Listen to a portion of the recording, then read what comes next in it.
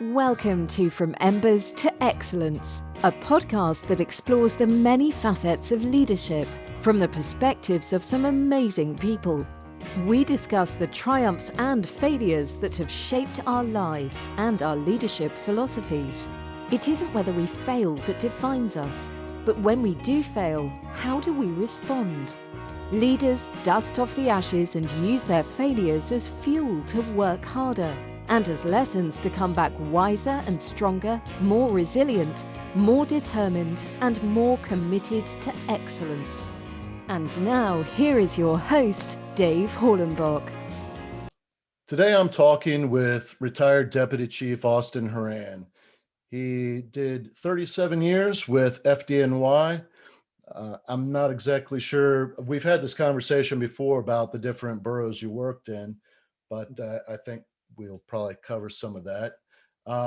You recently retired after putting in 37 badass years in the largest fire department in the world. Well, listen, I'm going to slow you down. First off, I have no idea what kind of language we can use. You said bad ass, might be more like fat ass by the time I finished. Okay, so trust me, I'm as average as you can find. You'll find 1,000 guys just like me at every rank today as you would 30 years ago. So badass, no. I would just say a guy who loved to go to work. That's how I'd qualify myself. I've visited quite a few stations in Manhattan and some of the boroughs, and you mention your name, everybody knows who you are. So that speaks volumes, especially in the largest fire department in the world that is looked upon as really the measuring stick for the fire service. You know, there's so many, and you know, it's easy to be humble coming from that, but from the perspective of other fire service professionals that look to the FDNY and just so much history. And anyways, I was fortunate enough to meet you several years ago, and we worked together developing the leadership program for Orange County Fire Rescue. Meeting you was through a company that you work for as a leadership instructor. And I mean, I don't know if you care if I mention the name of the company or anything like Oh, no, that. no. That's how we Okay. met. That's our history. The Okay. history you and I have. So Mission Centered Solutions is a company out of Colorado Springs that um, has developed this leadership curriculum that has helped uh, the Wildland Fire Service and the Structural uh, Fire Service and aviation, the military. I mean, all of this stuff is based in a lot of research and proven methods. So it was awesome getting to meet you and learning from you. And I believe that we kind of started off with like a mentor-mentee kind of relationship, and I feel safe saying that I can consider you a very close friend now. And Oh, yeah, definitely. Yeah, no, for sure. Yeah. but I'd like to kind of get an idea where it all started. Talk a little bit about your life growing up and your family, and just maybe the path that led you into the FDNY.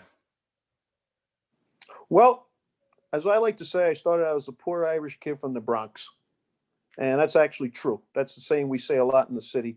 But yeah, I started out in the Bronx as a pup, and I was raised in the suburbs about, so I'd say 40 miles north of New York City.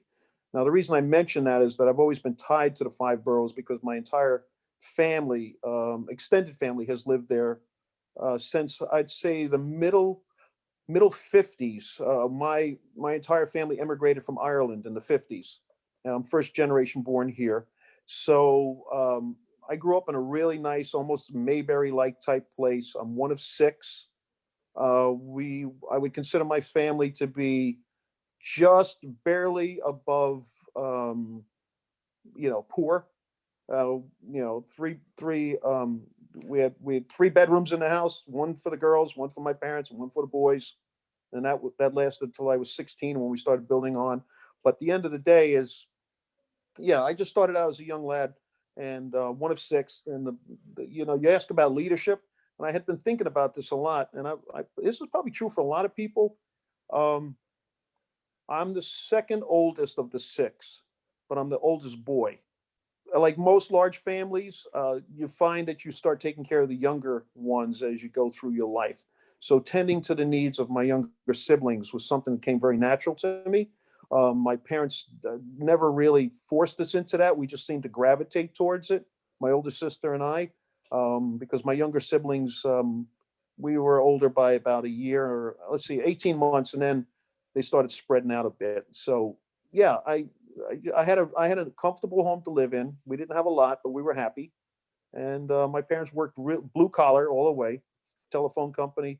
My mom was home most of the time. And then when we got to be teenagers, she worked in various places, just helping out the payments and stuff. So yeah, I had a simple start. Nothing great, but definitely more than I needed. So that was the beginning part. What led you to pursue a career in the fire service? Well, this is going to come as a bit of a surprise. I got to join the volunteer engine company in our small little town when I was 16, because basically I just wanted to go to fires and drive fast. You can put the blue light on, tear out of your driveway. Well, it turns out there wasn't a lot of fires. We went to a lot of training, which I always attended, did really well at it. But then we would come back to the firehouse, and this was a hardship for me as a 17-year-old. We'd have to clean the rig, and it was, after the drills and stuff. I won't lie to you, Dave, everything was clean. And I never saw the value of polishing stuff that's already clean. But here's the point. I hooked up with a pal of mine, and he and we would do our whatever work was required, and then we would duck out. So we weren't there all evening on the drill nights. And the captain kind of figured this out over time and brought myself and this other guy in. He goes, you guys have been ducking out. We were chasing girls. I mean, Wednesday night we're down here. We did the drill, we did the training, cleaned up. Now we bug out because I was too young to drink, and it was a social thing. Long story short, he actually tells us about a year later. He tells me, I really don't have the heart of a fireman. And I told him, I said, I think you're right. He said, I don't like parades. I don't like cleaning stuff that's clean. I didn't tell him this, but I'm thinking of it. So I kind of just parted company. But at the time, I had already been working for a plumber since I was 15. So by the time I was 18, I was driving backhoes. I actually had 2 other guys that worked basically with me. I was basically like the foreman. That's a very long story, but the end of the day was I was really good at construction, electrical, contract, any of that. And I ended up going to school to become a New York City policeman. And I actually got my associate's degree in criminal justice from the community college on my own. My parents had no money. College wasn't an option for us, but I put myself through school while I was working as a plumber. And yeah, I'm going to be a cop. So that was my start to civil service, but it certainly didn't turn out that way. And luckily for me, big time. Yeah, I wasn't fit to be a fireman. That's really true. And the best part is, I took the 1978 entrance exam, and I aced it. And I aced the physical. I got hired in like the 4th or 5th class of a 4-year list, and I was the first guy in that volunteer fire department, the whole town, to be riding the back step in Harlem. Yeah, that's the truth. And you want to know something? We didn't have to clean stuff that was dirty necessarily. All we had to do is make sure that I was in an engine company. All we had to make sure was we had good hose and a good nozzle. That's it. But there were no other tools. You had your mask. You took care of your mask. But so I had a very, very fun start. My beginning in the fire service was awesome. What are some of your fondest memories growing up?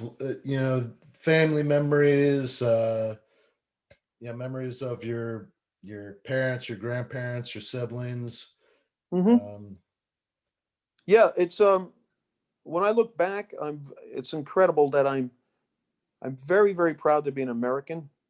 but I'm just as proud that I'm an Irish American. Being first generations, all my uncles told the Irish they don't tell lies, you just tell stories. And sometimes it's hard to tell the difference. So my father's one of nine, and all his brothers, my uncles, would tell stories that would to a 12-year-old would just literally blow your mind. I mean, you couldn't. I never knew what was up or down with them, and all we would do was laugh about it. I mean, we really had a lot of fun with them, and we, as humble as our home was, there was always a lot of people around. It was friends in from the neighborhood. Obviously, my relatives would be in and out. Um, my mom, regrettably, she spent half her life cooking and cleaning, and she couldn't cook enough, and she certainly couldn't keep the place tidy because we were just six wild animals as much as we tried to help. So my happy memories basically are spending time with my extended family. And as I got to be older and as a teenager, obviously my buddies, but the plumber who taught me to trade, I started with him when I was 15 in the summertime, and he was probably, well, he was as close to me as my own father in the end run. He, anything I wanted to learn in the trades, he was willing to spend time teaching me. And the weird thing is he was paying me the whole time I was with him. I'd spend 60, 70 hours a week in the summertime with him. I'd get paid, and he just keep teaching me new stuff. And I loved learning. I love to learn.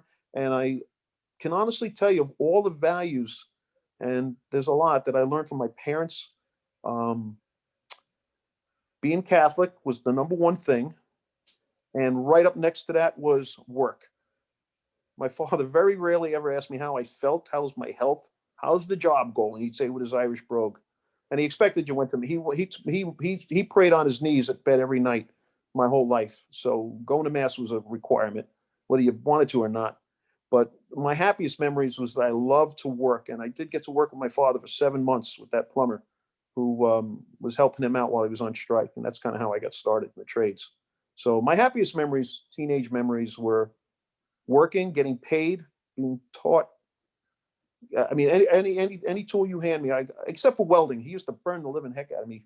We'd go welding, no gloves, no mask. You just say, hold this together and don't move. And the next thing, he'd snap the rod back and catch me on the arm, and I'd yell, "Oh, I said, that's it. I'm not doing that." But I can do a lot of other things. I know it sounds silly, but it's true. You play any organized sports in high Yeah, school? that was a good question. Here's the thing. I suck at sports. I can't catch a ball that you throw me from 4 feet away because my hands don't go where I might want them to. Here's the really, it's amazing how everything fits together. I was playing freshman football and I was really not good at it. So I'm in high school, freshman.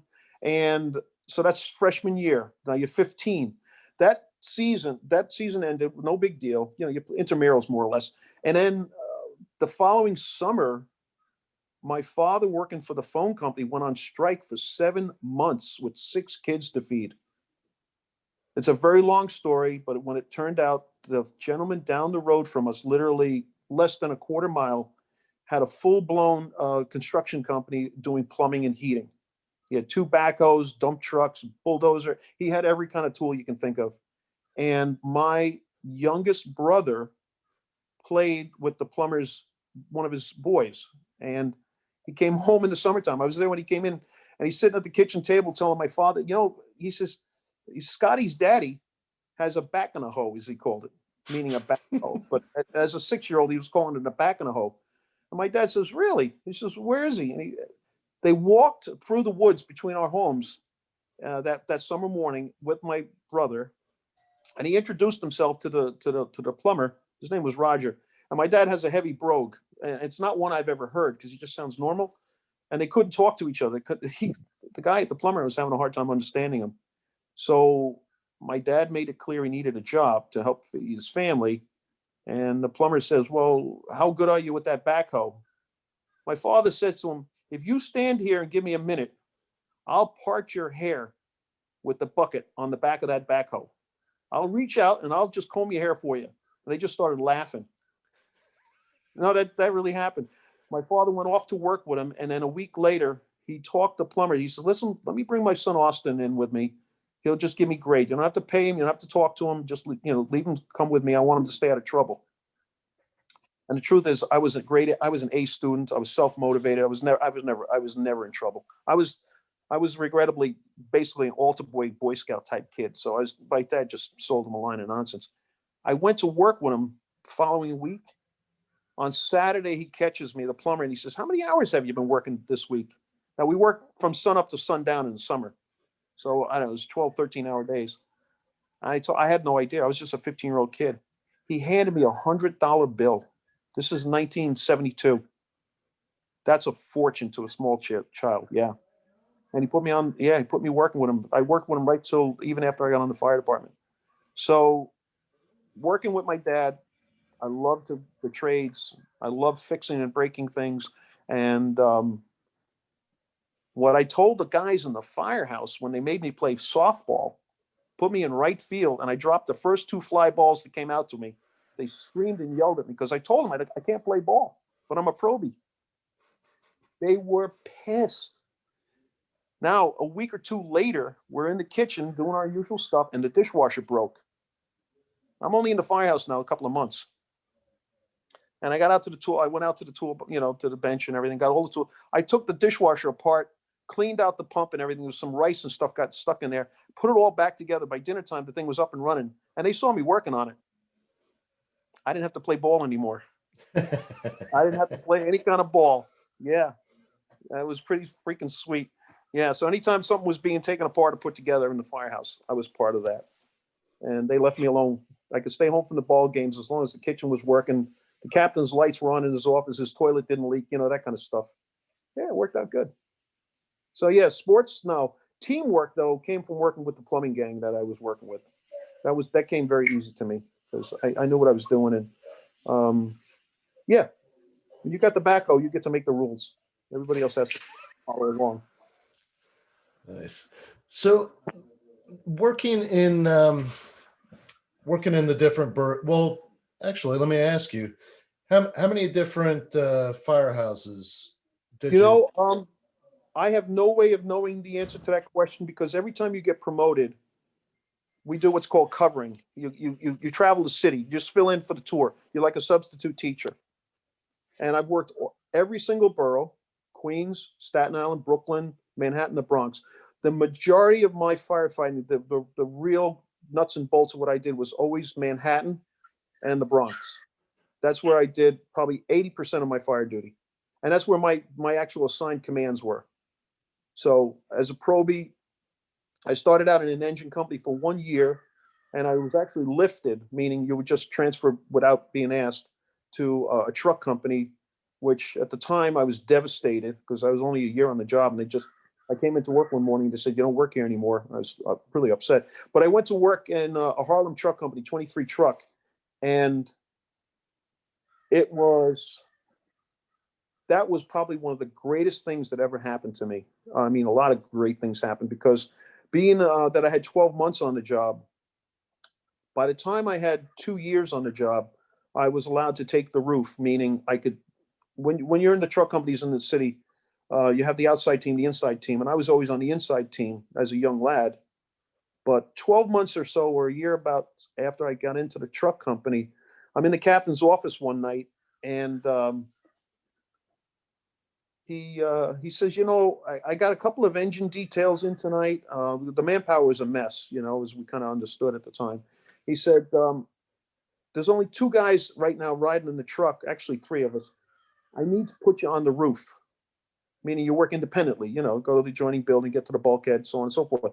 And I got 24 months on the job, and I'm like, holy crap.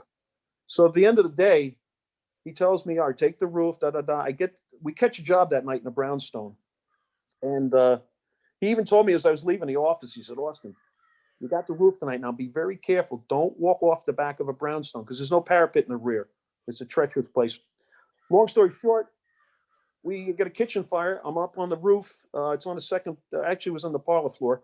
And I got the partner saw and I start the saw up after I made my, rounds of venting and stuff. He thought I was going to cut the roof. He was screaming on the radio, "Don't, it's only a kitchen fire. It's one line." And I truthfully only started the saw. And you know what? I told him later on, I said, "Cap, I only did it so that every guy in the street knew 23 was on the roof and ready to cut." I said, I was not going to cut the roof. So he said, okay, that's fine. If I give you the roof, you don't cut unless I actually tell you to. I said, agreed. And believe it or not, I got to cut a lot of roofs. So it worked. It was like an instant promotion, 24 months on the job. Yeah, Nice. that was a big night for me because he knew there was no power tool I didn't handle well. Chains, it doesn't matter what it was. And he recognized that in me. And I learned a big lesson from him from that, which we'll talk about eventually. It was a good thing. Yeah. No sports, just tools. What would you identify as the biggest or most difficult challenge that you faced while in the field as, I don't know, a firefighter, a fire officer, a chief officer, whether it be a personnel issue or just because I think we've established that as far as proficient with tools and tactics and that sort of thing, that probably wasn't much of a challenge for you, but um, there's always challenges that we face. Sure. Um, but just looking back over your career, is there anything that stands out to you? You know, I was thinking about this after you asked me about doing this, and these are the two things that always gave me pause. Certainly things I was able to work through, but they were always, for the lack of a better term, uncomfortable. First thing, as I said, each time you get promoted, you have to go covering. So you're bouncing in. So I could get a call that I'm working night tour tonight in Brooklyn. It'll be a firehouse. I don't even know where it is. First challenge is I got to get there, which no big deal. Get there at work and you're on time. I don't know the names of any of the members in the firehouse. I've never seen these fellows before. I'll never see them again. We had a routine where, as the officer, you fill out your writing list. We used to do it on a small piece of paper. And the routine, which was taught to me, I'd come in as a new lieutenant. I'd go and I'd find the chauffeur, the guy who's going to drive me, and I'd hand it to him. I said, fill out the assignments because he knew who the members were and what their capabilities were. So now you turn out to a fire. I don't even know their names that well. I have them written down. I know their positions. I mean, that's the easy part. Can man, OV, roof, nozzle man, control man, whatever it might be. I got that. That's the easy part. But I don't have names. So I don't have a personal connection to the member that's working on the fire floor with me. I have to be super, super aware of what they're doing because they could be the A team, they could be the B team, and let's be honest, there's even the C team. You just don't know because you don't know the members. So having to work with an unknown group of talented people, we all have the same basic training, meaning we know the tactics, we know what our assignments ought to be. How we actually carry them out is a very individual type thing, as I've seen over the years.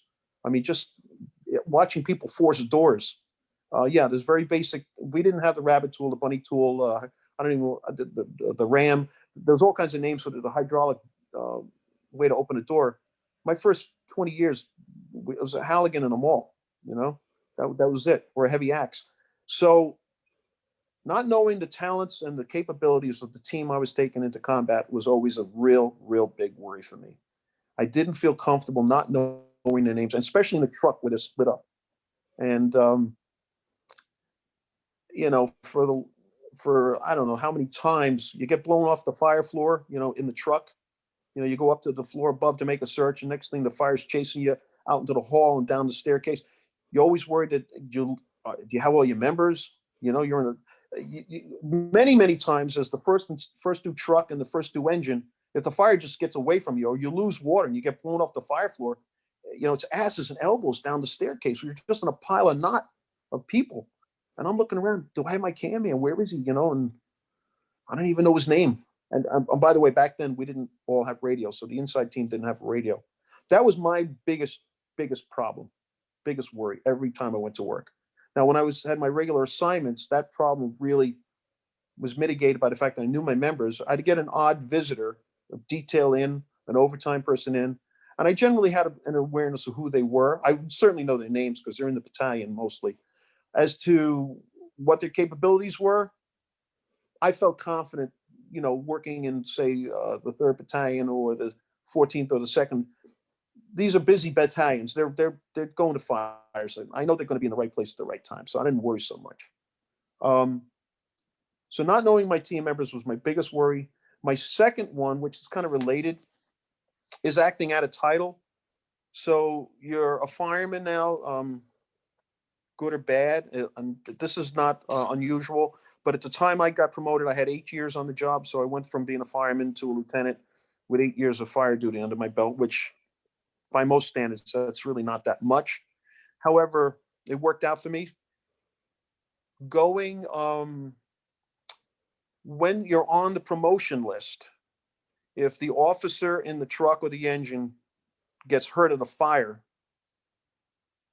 and I'm on the lieutenant's list and I scored very high, I'm now the acting lieutenant. Now, that translates into anything. 20 minutes ago, I was the outside vent man. Now I'm the guy in the front seat. And that to me was always, you know, you were like eggshells the whole, you just wanted the 24 to be over. You didn't want any fire duty. You wanted no nonsense. Just get on the rig, take in the runs, and get back and stay out of the office because you're going to mess up the paperwork anyway. So just go back to the kitchen, go do anything, just take the runs in. You do that for every rank. So when you're a fireman, now you're an acting lieutenant. When you're a lieutenant, now you're an acting captain, which that wasn't so hard. But once you're a captain and you're an acting battalion chief, then it gets real dicey all over again. Because now you're in the street. And that's a very uncomfortable. And I've had quite a few opportunities to do that. A lot of fire duty as an acting battalion chief. And that was a very anxious moment because you always felt, yeah, I'm going to get promoted in another couple of months. I'm probably okay with this job. But you don't have your feet solid on the ground. You know, you feel like you're tap dancing the whole time. It's, yeah, it's just uncomfortable. You're not in your groove, if you will. It's not what you really feel comfortable with. So But you adjust. Yeah. How did you manage that discomfort? Not well a lot of times. There was times where my mind went blank. What always seemed to save me was somebody I'm very familiar with. It's hard to explain. So say I'm the all hands chief. No, I'm the first 2 battalion chief. So now I'm standing in front of the building. And at the time, the next assigned battalion chief coming in, generally, we always wanted to get inside the building. You know, it's a BC. You just want to get out of the street. But if it was a gentleman that I knew and he'd give me the nod and he'd say, I'll go in and I'll let you know how it's going, that would always take it down a notch. You know, I'd feel more comfortable knowing that he's in there.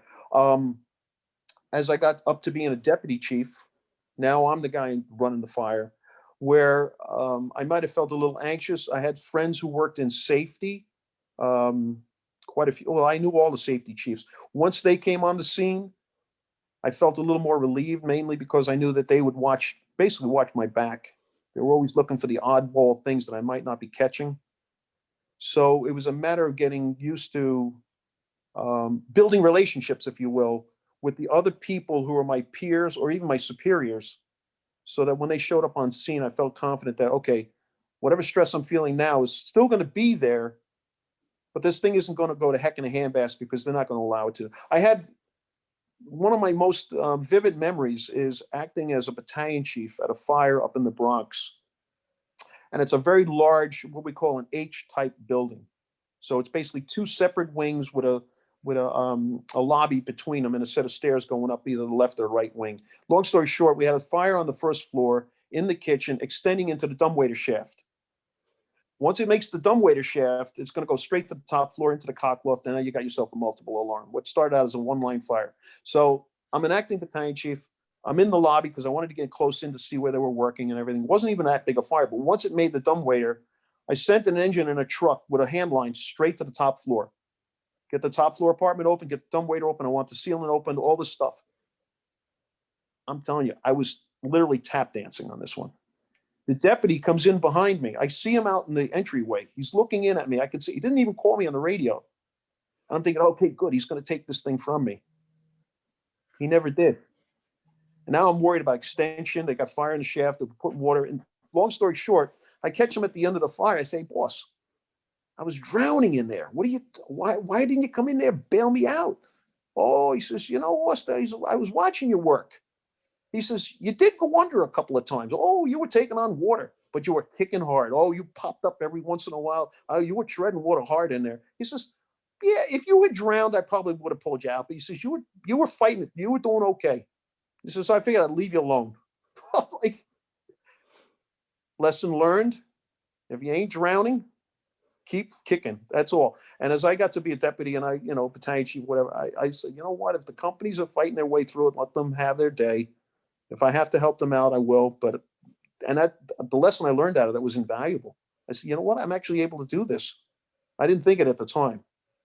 And the nice part was he really was watching over me, but he didn't make me feel like he was going to, micro. Obviously, I wanted to give him the fire. I didn't even want it.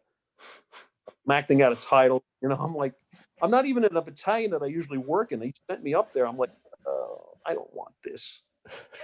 So I'll tell you this only. You can cut some of this out. But another story. I'm an acting battalion chief up in the Bronx one day, and I got this really good. I got two hand lines going, and I learned early on when you tap in a job, 1075 is our signal for a working fire. Ask for an extra engine and truck. It's basically your ace in the hole. So anyway, I got two lines stretched. I got the aerial up. I got the tower ladder. Everybody's working their hips off. The deputy comes in. He's walking up the street, and I can see him. He's smoking a cigarette, and he's looking up the street coming towards me. And I'm ready to give him a full report. And all he says to me, he doesn't know me. I'm only there for the tour. He says, hey, lad, are we winning or are we losing? And I'll never forget. I looked up to the left. I looked to the right. I got two hand lines in the building. My aerials are up. There's nobody in the street but a few chauffeurs. Everybody's working. And things are happening. Things are getting done. Primaries negative. We're getting on to the secondaries. And I said, Chief, we're winning. Carry on, lad. And he just walks past me. He didn't even stop. He's smoking a cigarette. Next thing, he comes back about 15, 20 minutes later, and things are really starting to wind up. We're right there at the top of the curve, and now we're starting to come down the other side. All right, yeah, we're doing okay. You want some relief for the units? I go, yeah. And he started getting me some relief, and it was all good. But I learned that first day when he said, are we winning or are we losing? I've used that line as a deputy 100 times. I love that. The battalion chief's running the fire. I walk up, hey, are we winning or are we losing? Chief, we're I think we're sliding back. All right. Okay. Let's get to work on this. We'll work on it together. Otherwise, leave them alone. So, yeah, it's a pretty simple plan. Leadership. Are we winning or are we losing? I don't know. Yeah, that's awesome. It doesn't seem hard to me. It just seems like that's what we do. I was talking to you about the interview I did yesterday with the retired Navy SEAL. One of the things that very much like what you just said is really one of his most valuable lessons was how one of his I don't know if it was a captain or it was platoon leader or not really sure. It was an officer that oh no, I remember. He said it was the Commodore for the unit that he was attached to, had basically said, here's where we are. Here's kind of the general area where we want to be. And then he drew like some squiggly lines going out like this. And he was like, we want to move from here to here, and we might go to the left or the right.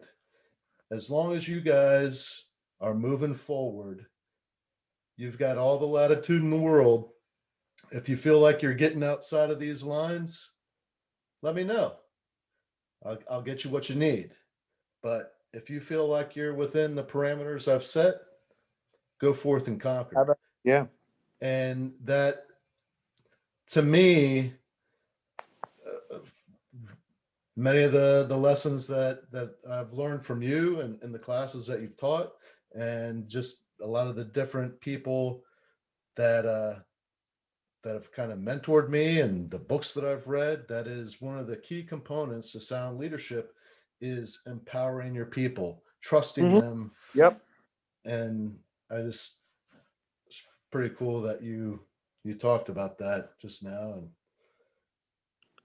Well, it goes back to when I told you about my captain giving me the roof because he knew that I was in the construction trades, and I didn't know it at the time. It took me years to look back, and of course, he was somebody I admired. As he retired as a staff chief.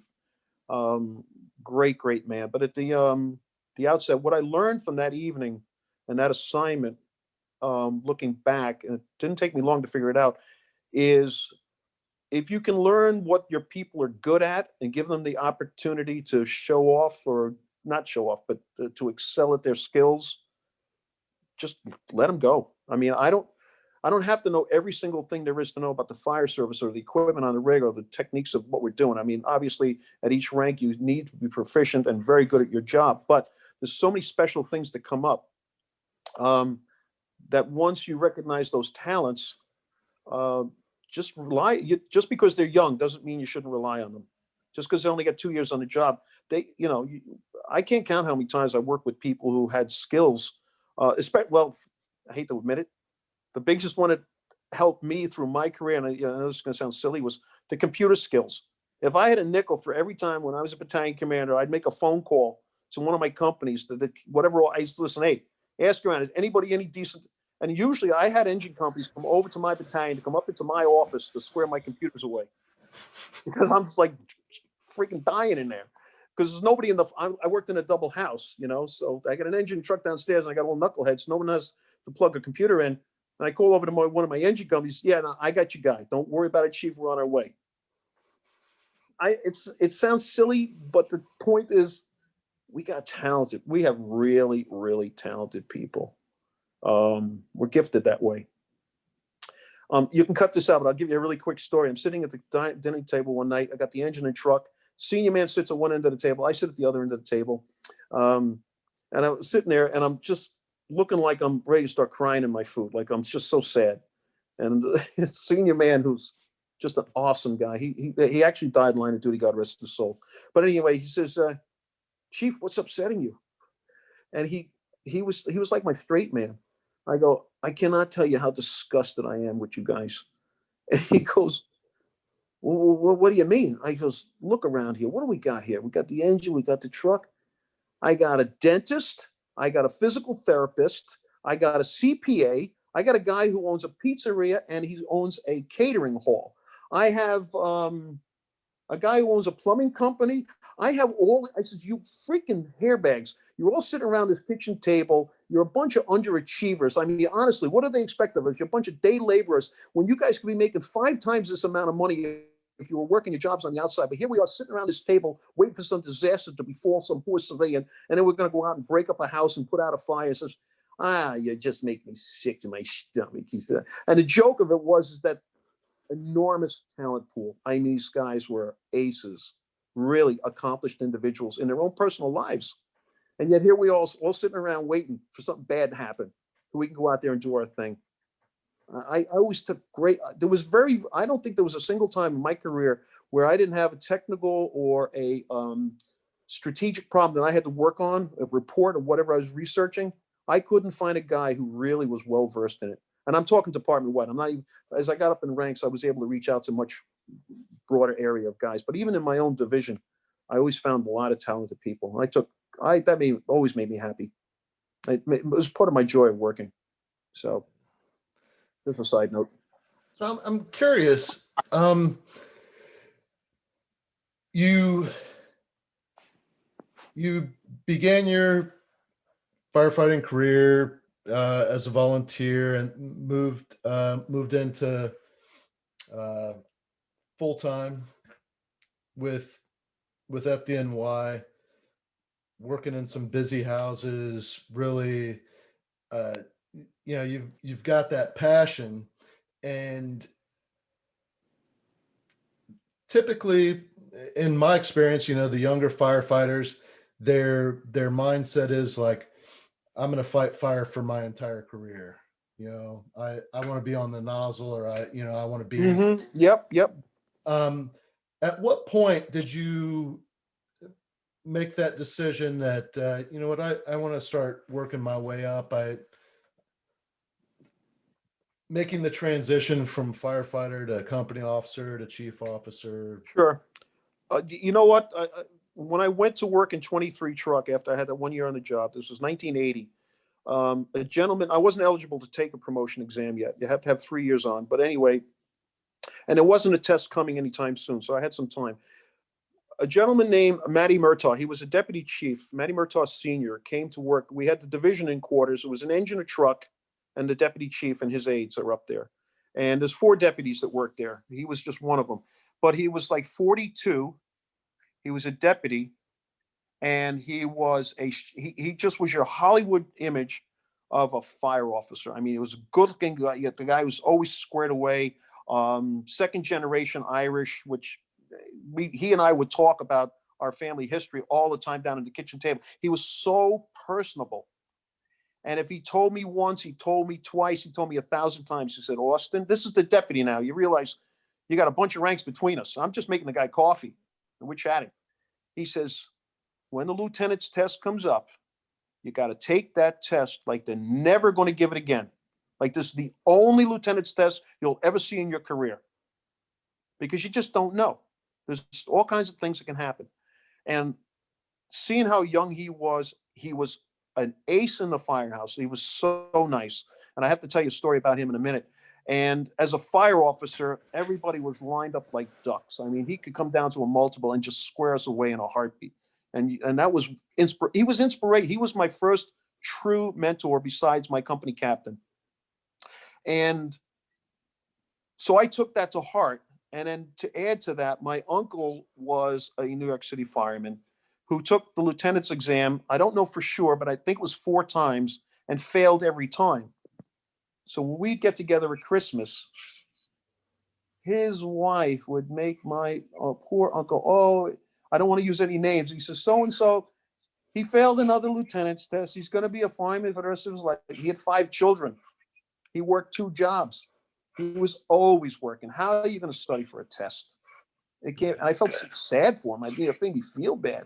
And when I became a New York City fireman, he was so proud of me. He was so happy.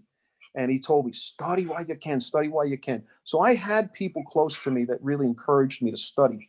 Now, Matty Murtaugh Sr., to tell you what a great guy he is, it was a gospel true story. His aide who works with him in the division would get overtime as a division aide. Then he would call the battalion aide and say, listen, I'm available to work overtime in the engines or trucks, anywhere there's overtime. He picked up enough overtime one year that he made the second page of the Daily News as the highest paid New York City fireman in the 5 boroughs. This chief officer's aide, that's bad. It was really bad. Deputy Chief Murtaugh gets charges leveled against him, meaning he's in trouble. He's got to go down to headquarters for a hearing because he's being brought up on charges for failure to supervise. We knew all about it in the firehouse. We had a big breakfast. It was basically almost like a promotion thing. We were all in there with him, cooked up a big Irish breakfast. We sent him down to headquarters. He comes back. He's back before lunch. We're like, what about the board of review and this? And he goes, no, he told us, he said, everything is fine. No problems. It's all been taken care of. Don't worry about a thing. And we're having lunch. We're like, what the hell happened? Well, it took about another hour to find out. He lost 2 weeks' pay. Now, I don't know about anybody else, but if I came home and told my wife I lost 2 weeks' pay because a fireman did something stupid, I'd be in a lot of trouble. This is a long time ago. We were mad. Now, this is a division. This is, I think it's 5 battalions. I can't count how many companies, like 5, 6 companies, 30 companies, whatever.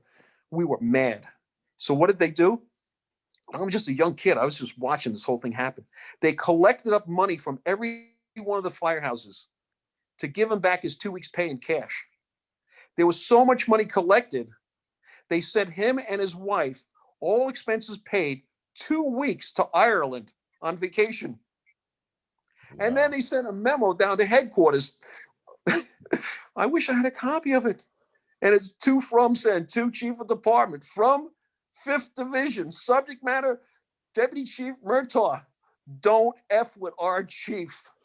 That was it. Everything got paid.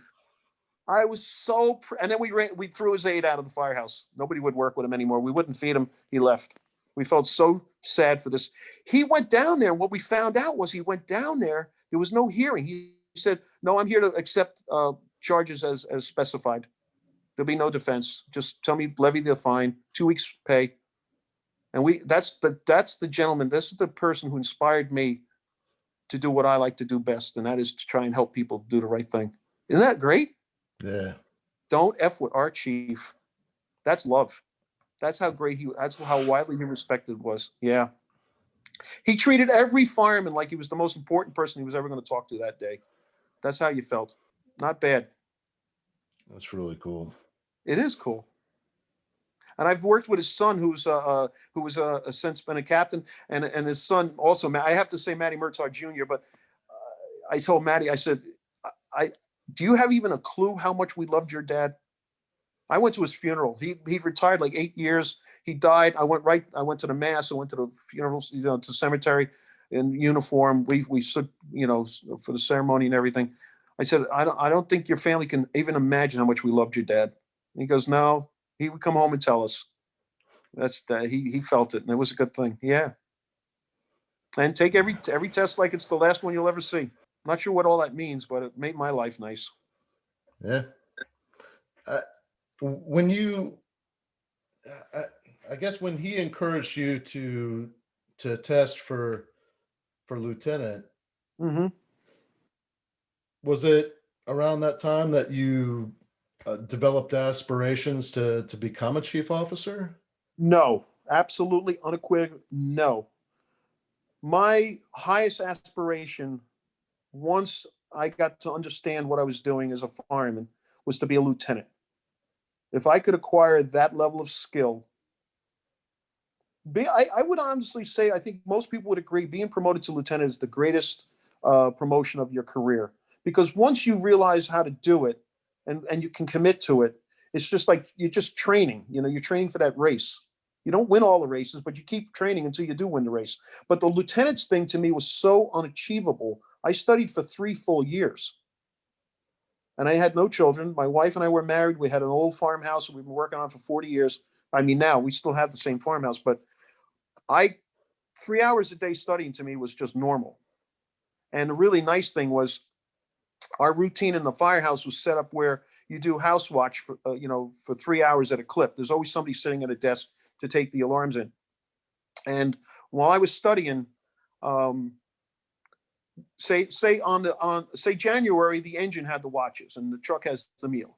So in February, the truck has the watches, the engine has the meal. I would take the house watch late at night, anytime I was working, regardless of whether I had to or not, because I knew that if I had the 3 by, I was awake from 3 in the morning to 6 a.m., which was the start of the day tour almost.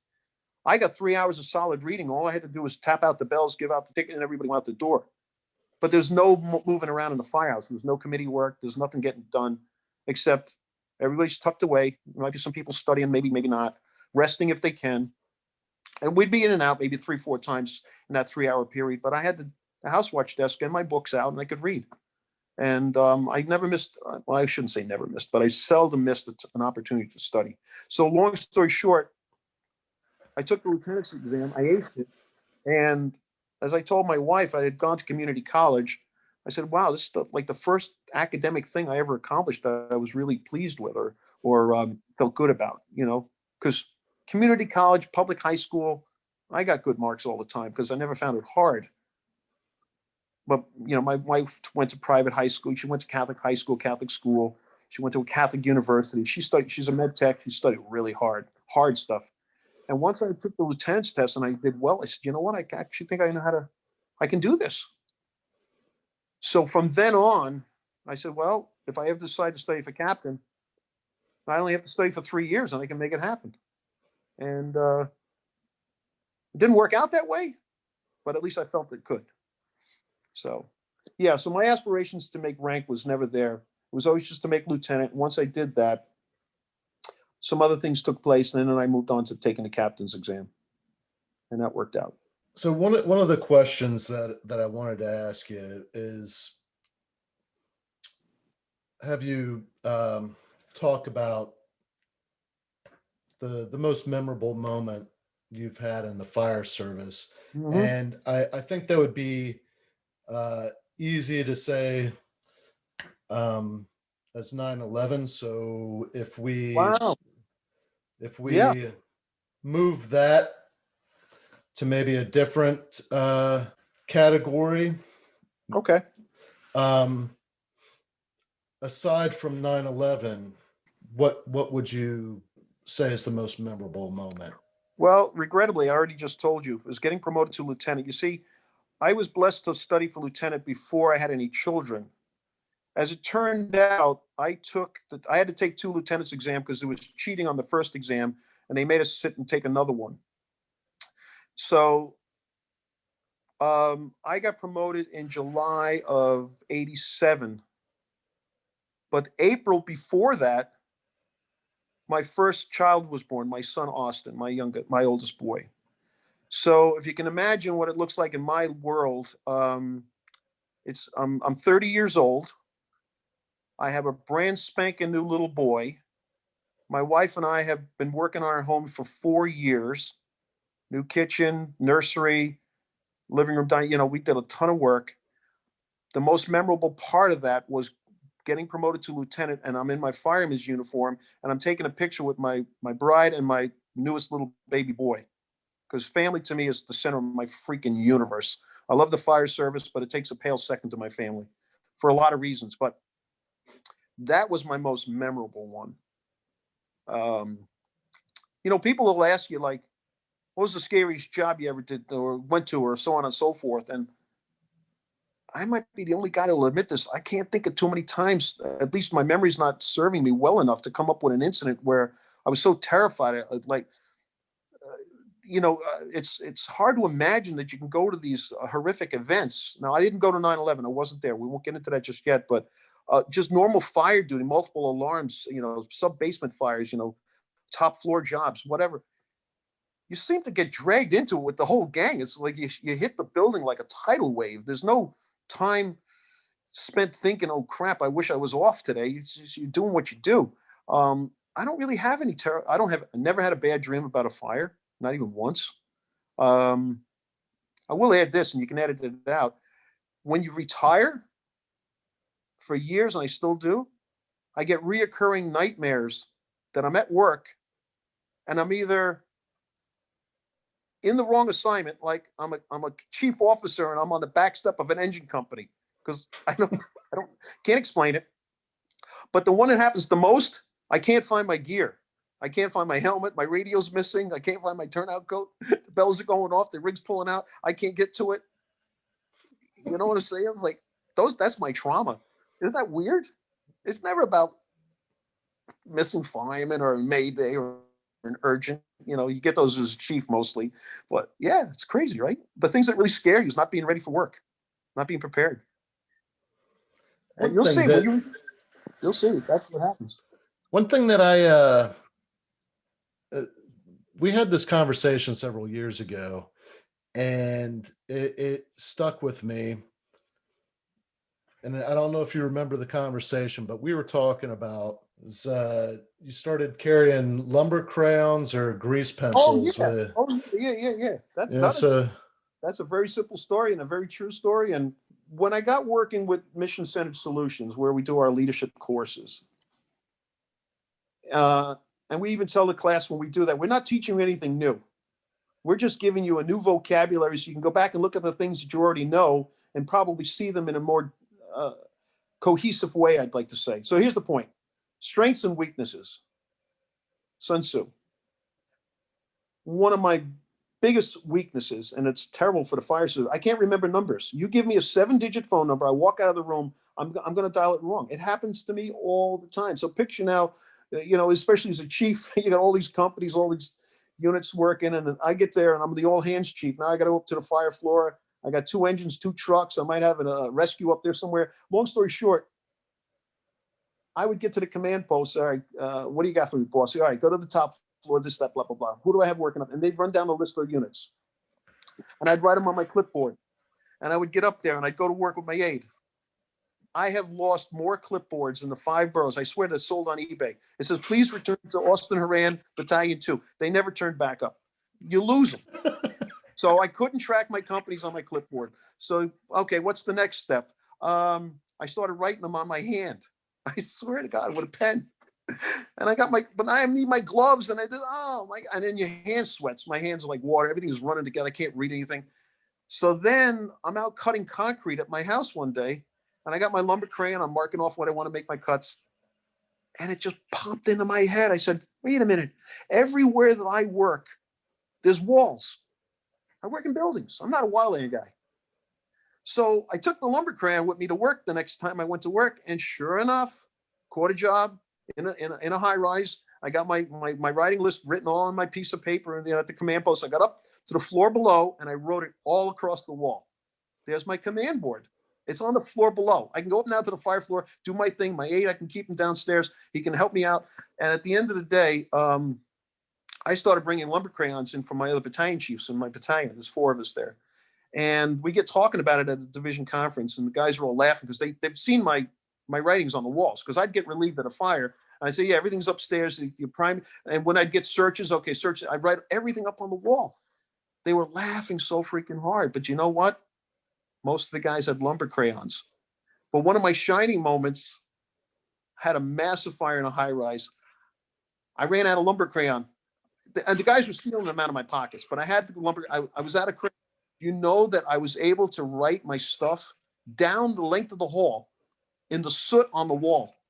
I had it written with my glove. And my aide going, "You're out of your mind." I go, "Yeah, but it's all here." And when I got relieved, I down to the end of the hall. He goes, "Yeah, no, here's your command board right here." He goes, I can't use the same language because, we laughed like heck.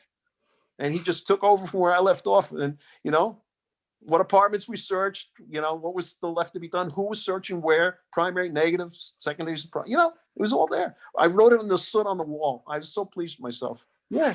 You got to know your weaknesses, Dave. And boy, I got a lot of them.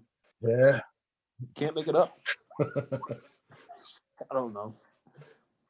Now, you mentioned that you went to community college. Right. Other than fire service courses,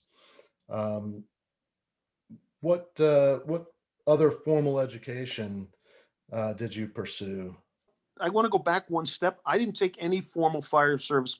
I had an associate's degree in criminal justice because I was going to be a policeman. I had the good fortune. I joined the New York Army National Guard in 1975 it was 75 because Vietnam was over. I felt like I should do something. I didn't want to go on active duty because I didn't want to be away. I wanted to get to school because I really wanted to get on with my career. And I joined the military police unit because I reasoned out that I should see what being a policeman is like to see if I even want to do it. And the unit that I was in had 200 members. Now, 100 of them, give or take, were NYPD, and these guys were just a bunch of, Vietnam veterans just enjoying their time there. Then there was 100 guys who were like me. We were wannabes, would like to be a cop, like more, whatever. But here's the thing. There was one New York City fireman in the unit, just one. And he needed a ride home one day. And I think I was 19 at the time. And he happened to live near me, so I drove him home. It was like an hour's drive home. And the whole way home, and I was only new to the unit, he says, "So what's your story?" I said, "I'm going to be a city cop." He goes, No, you don't want to be a cop. Cops hate their jobs. Hell, they hate their lives. You want to be a fireman. And what I didn't mention is before that we got to that, I explained to them that I was a plumber by trade, and I ran heavy equipment and so on and so forth, because you just listen. Forget college. You don't need it. A GED and a driver's license. It's easy. He said, we love guys that are in the trades. If you're good with tools, you're it. I went home that night. I started thinking about it. He's telling me about the schedule and about the whole route. I didn't know. My uncle, I hadn't seen him in a long time. Long story short, I got the application. And from that minute on, I was committed to getting that job. And I did get it. Now, that gentleman, when he retired, he was a company captain.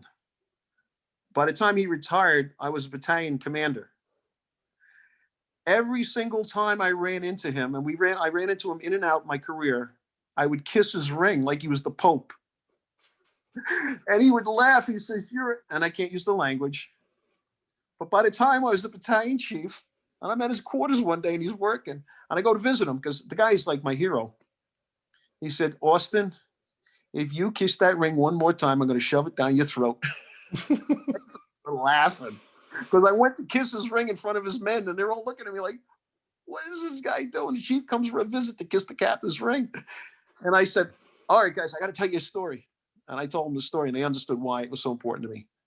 But for the grace of God, that one drive home, that one gentleman absolutely changed my life. And this is an offside thing, but this is something I've said a million times.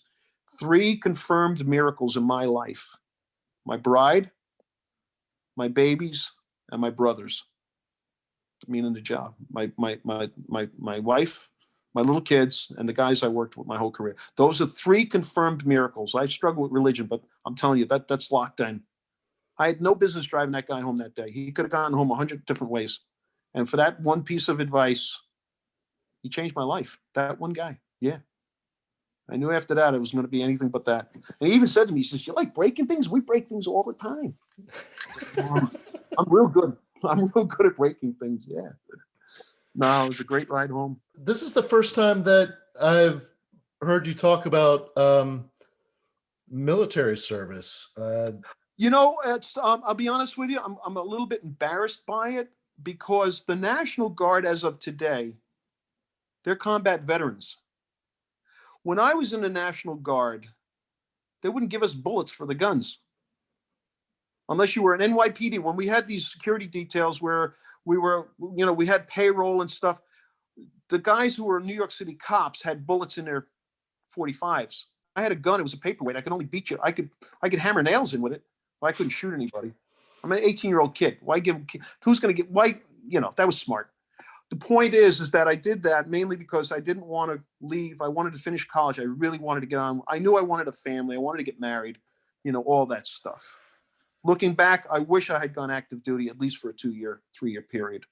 As I like to tell people, the 2 heroes, the 2 people I admire more than anybody on the planet are veterans and single parents. I think those 2 groups, now COVID has changed things with, the medical people, but single parents and veterans, I think, sacrifice more than I'll ever sacrifice. Big time. And for that, I am eternally grateful. I had both my parents when I was being raised, but I understand what that looks like. The challenge. For me, raising 3 kids with my wife and I was a struggle. I can't imagine doing it alone. We're digressing. Get us back on track. What is it you were? So school. Yes, I did the community college. This is a dark point in my career. Once I aced the lieutenant's exam, I promptly signed up for law school and became a lawyer.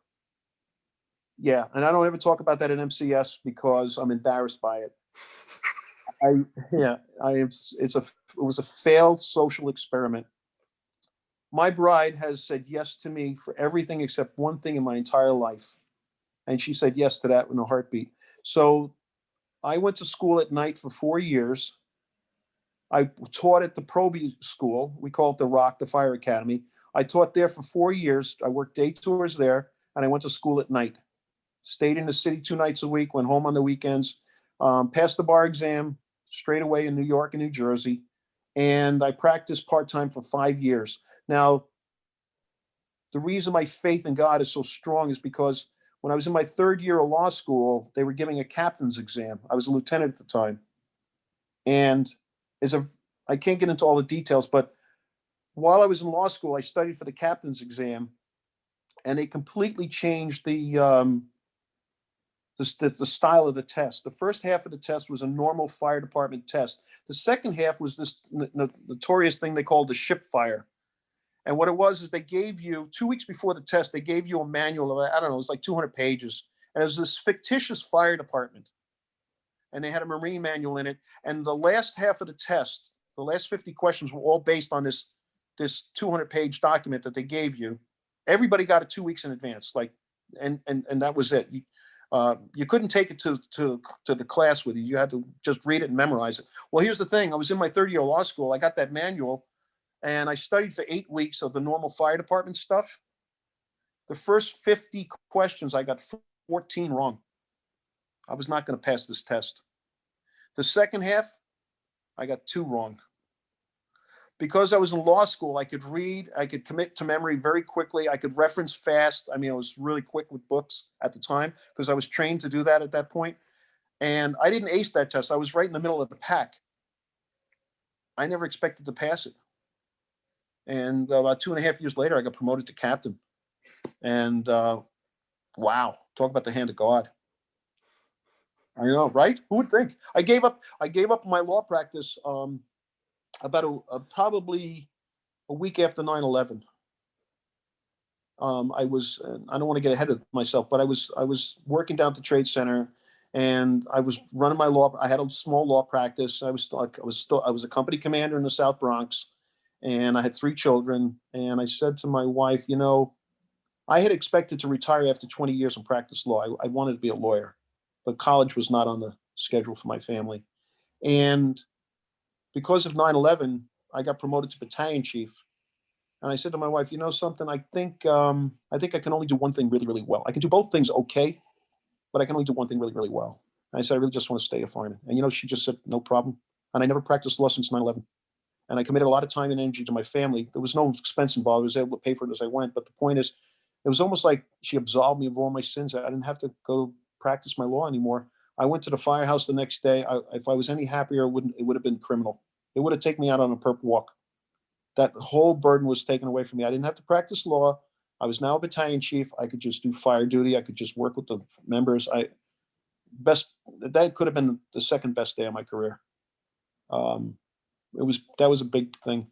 I know it's kind of out of context with all of this, but yeah, I went to higher education, thinking I would become a civilian. But once I understood what was really going on, I said, no, I'm not. I'm really not. I'm a really good. I'm an okay fireman, but I'm a really good plumber. And I think I'll just keep doing what I'm doing. And I've been very blessed. The people I worked with, 98% of them were a privilege. 2% were hooples. But hey,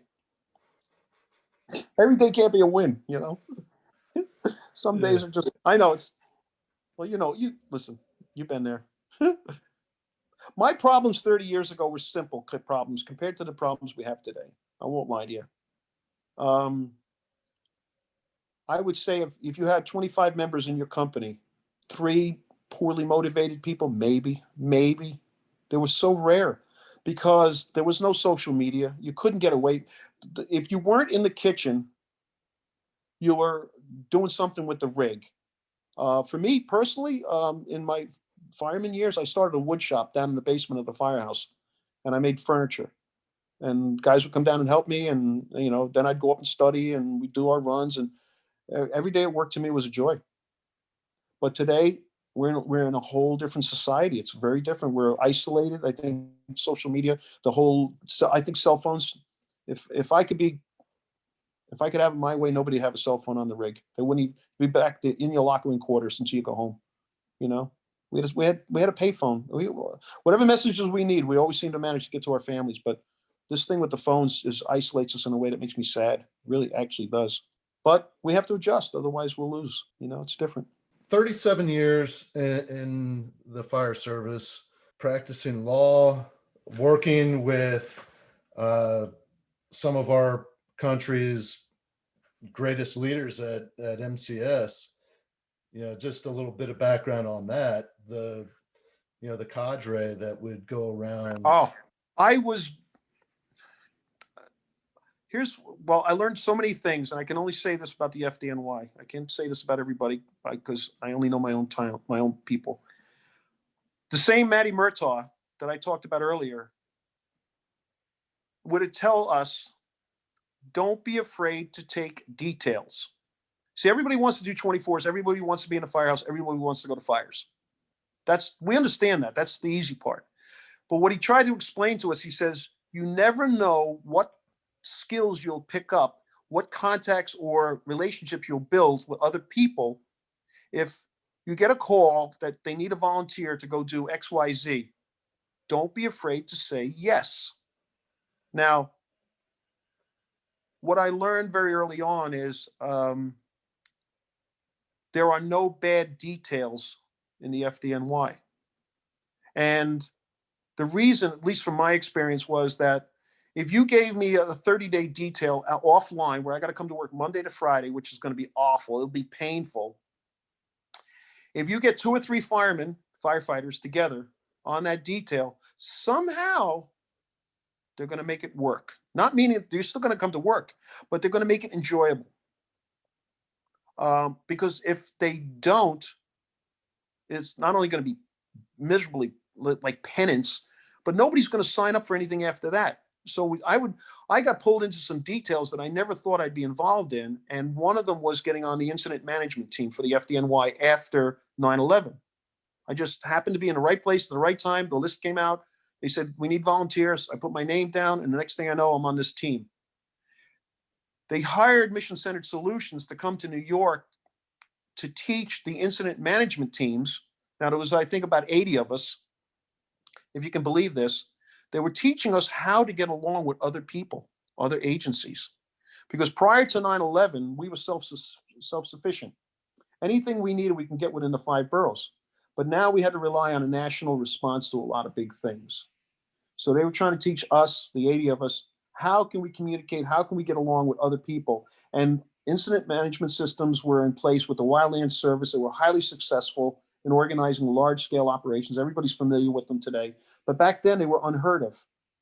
I mean, I still know the story about the very first team that came to work with us on 9/11. But moving on from that, I'm sitting in the class watching the L381, the leadership course.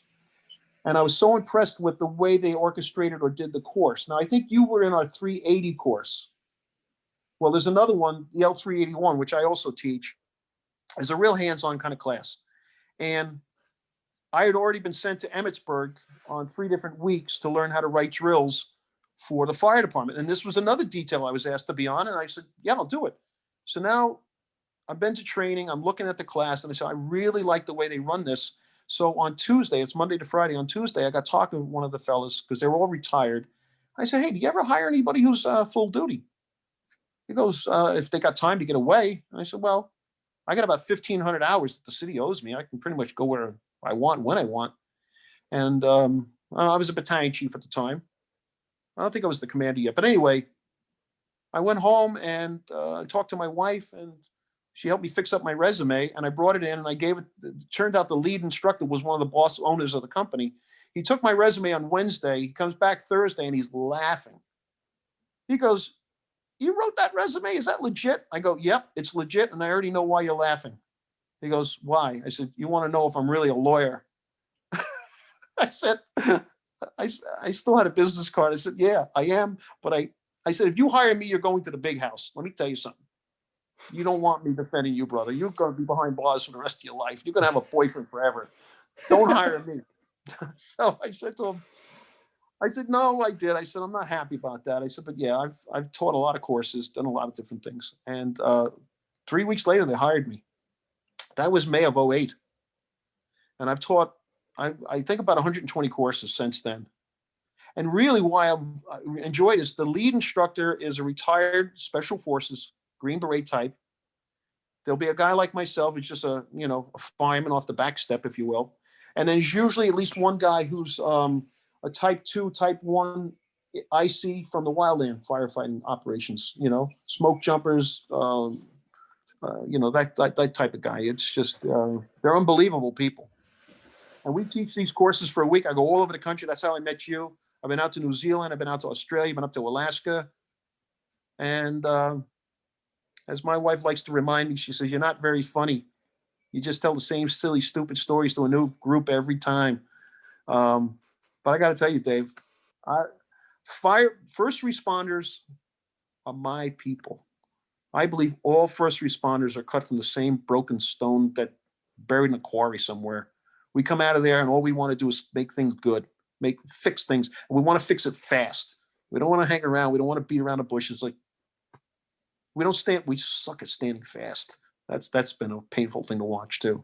I'm not even sure there was a question in all of that. That was just me going on.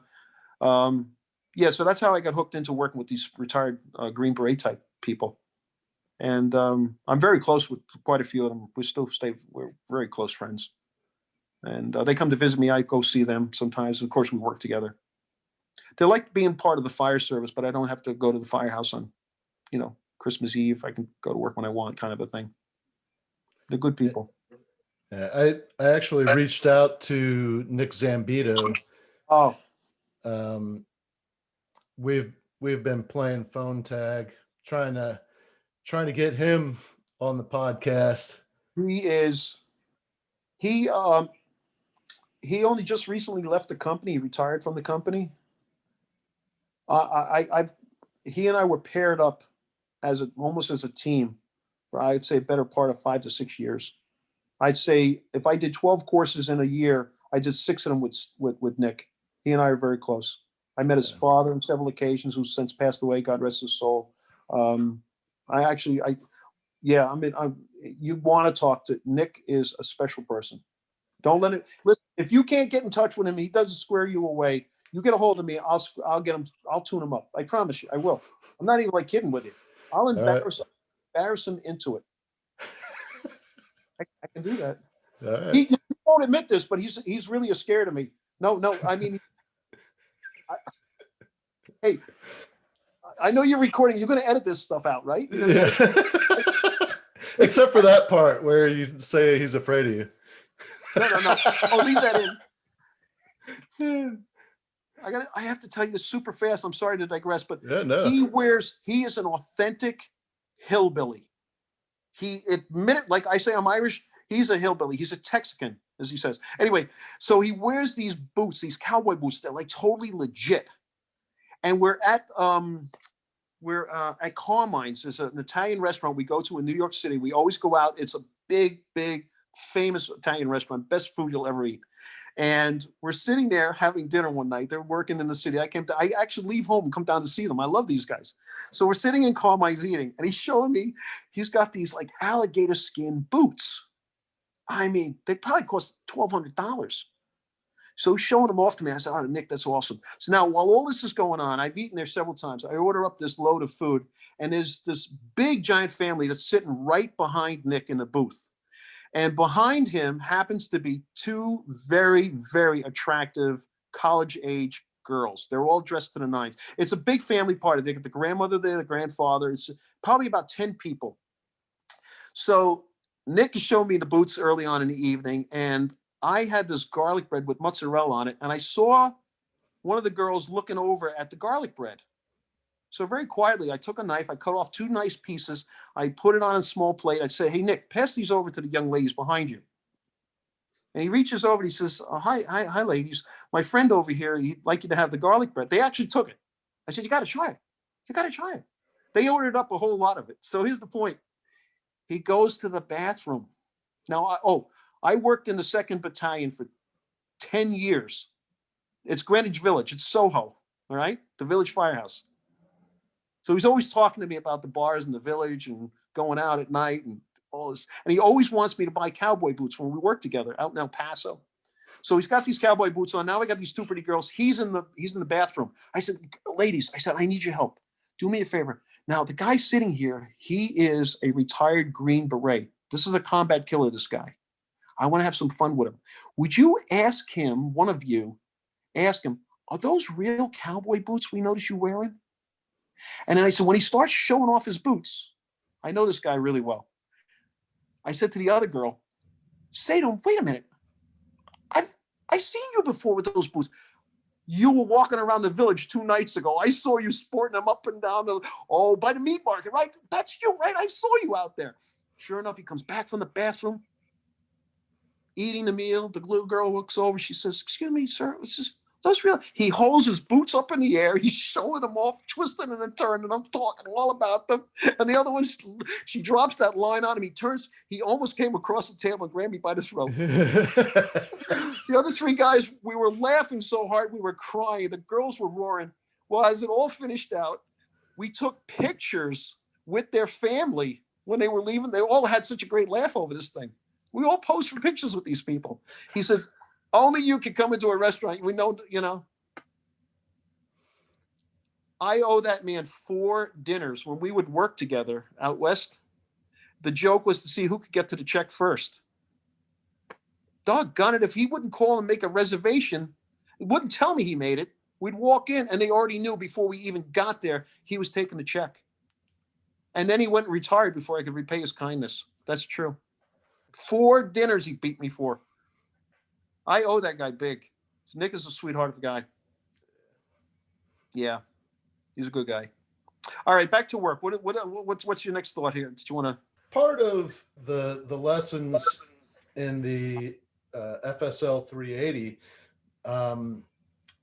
when talking about leadership, specifically in the fire service and the military, leading in high stress environments is much different than just leadership at the firehouse or in the office, that kind of thing. I'm wondering if you could talk a little bit about your philosophy on leadership or leading in high stress environments, how that has been shaped through your own personal experiences and maybe lessons you've learned from other people. Well, it almost seems like an oversimplification, but it goes back to that very simple Boy Scout motto, be prepared. And it always seemed to me that whenever we have assigned times on your day tours and your night tours for drilling. And I'll be honest with you, I'm like every other guy. There were days where I didn't want to be bothered. I was preoccupied. I might have been just lazy. Well, what I'm trying to get at is when we would run drills for training purposes within the firehouse or in the area, the battalion, we always like to go back to old fire buildings that we had that we could gain access to do drills. The key here is if we properly train and we know we're training and we're diligently training and we're always trying to be a little bit better than the last time, my confidence levels at structural fires or operations, or my stress, I should say, is sharply reduced because I know that the gang I got working with me tonight is kind of dialed in on some part of this. Now, we all have the same basic skills of, start a line, get it up the stairwell, get the door, get down the hall. These are the nuts and bolts. That's not the stressful stuff. The stressful stuff is the weird things that happen,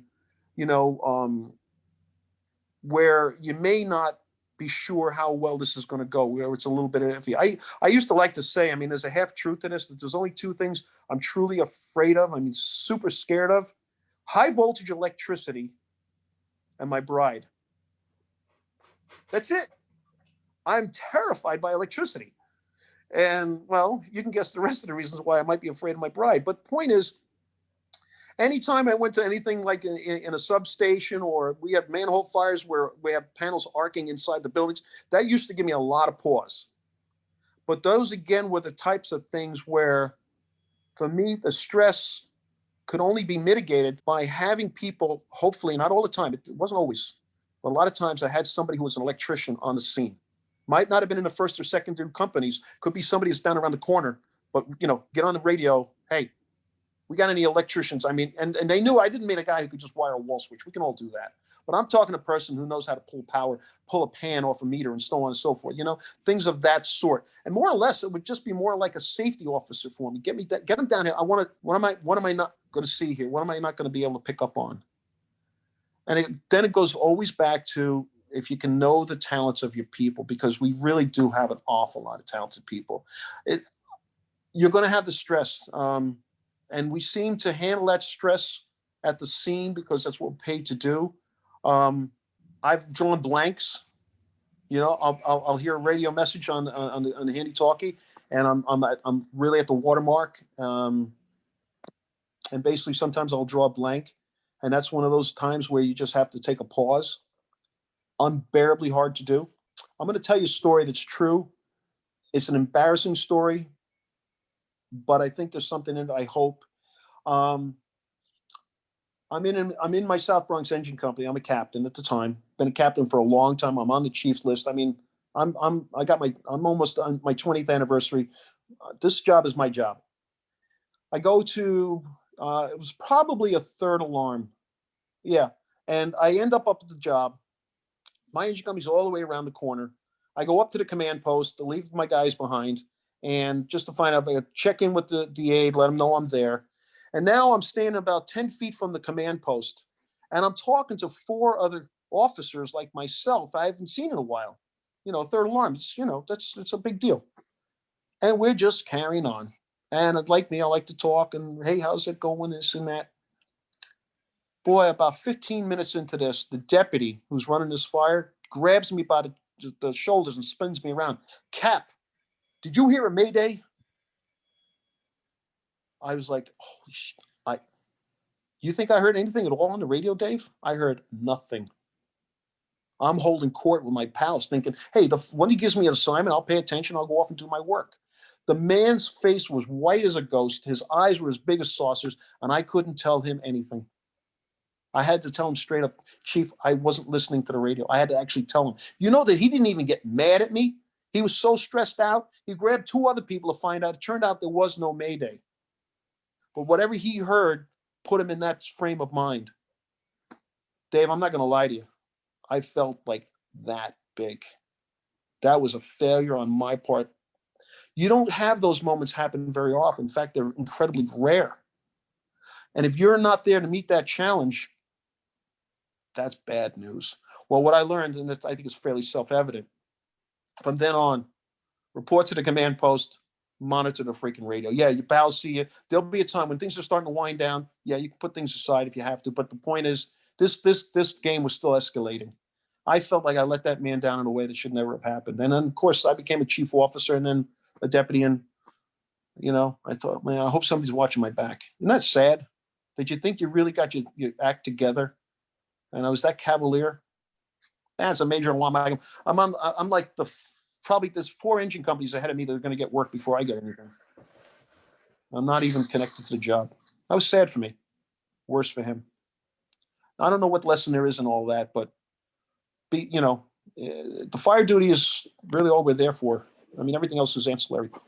That's what we really get paid the big bucks for. All the rest of the stuff is just, you get anybody to do what we do, except that. So not a shining moment. And I probably had a few others like that. I'm not sure why I told you that story. Well, I think it goes to the point that even the best of us drop the ball every once in a while, Oh yeah. And if we can't learn from those situations and share with those around us, and hopefully prevent somebody else from making those same sort of decisions, then Sure. Well, I've told a lot of people that story. Yeah. Yeah, we have a tendency to get lackadaisical if we're not actually working. Yeah. And no, I know exactly what you're talking about. Yeah. I was wondering if you would be willing to share some of your experiences surrounding September 11th. We don't have to, but No. My experience is, first off, to put it in perspective, I'm up in the Bronx, very far from downtown Lower Manhattan. And prior to 9/11, the majority of my time was spent in Harlem, which is in North Manhattan, and the South Bronx. That's the overwhelming majority. Now, I've been everywhere, but that's where I did 90% of my fire duty. Now, the morning of 9/11, I had already gotten home the night before, got my kids out to school, and I'm just like every other fireman. I'm like, I got nothing to do. I went back to sleep. I'm half awake. I get a call from my kid in high school. Daddy, a plane hit the Trade Center. Now, that's not the first time a plane has hit a building in the 5 boroughs. It happens.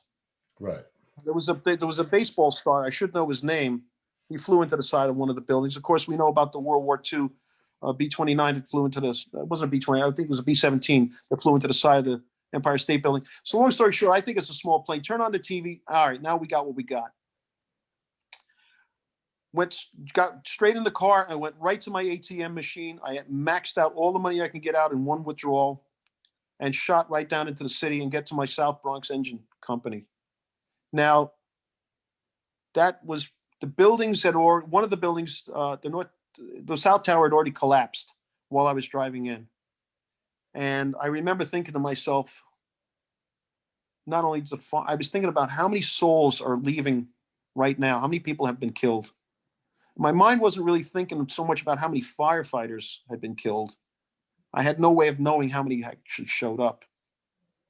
But I got into the firehouse, and of course, now we're starting to get some more information on. And what happened was every single guy who was related to that firehouse in the last 10 years showed up. Retired people, people on medical leave, people on vacation leave, people off duty.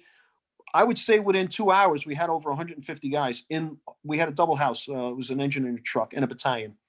So all the battalion chiefs had showed up, all my officers, I was a captain, and we started piecing together what we were going to do that day. Now, we're in the Bronx. I get a call sometime that morning, from the deputy chief.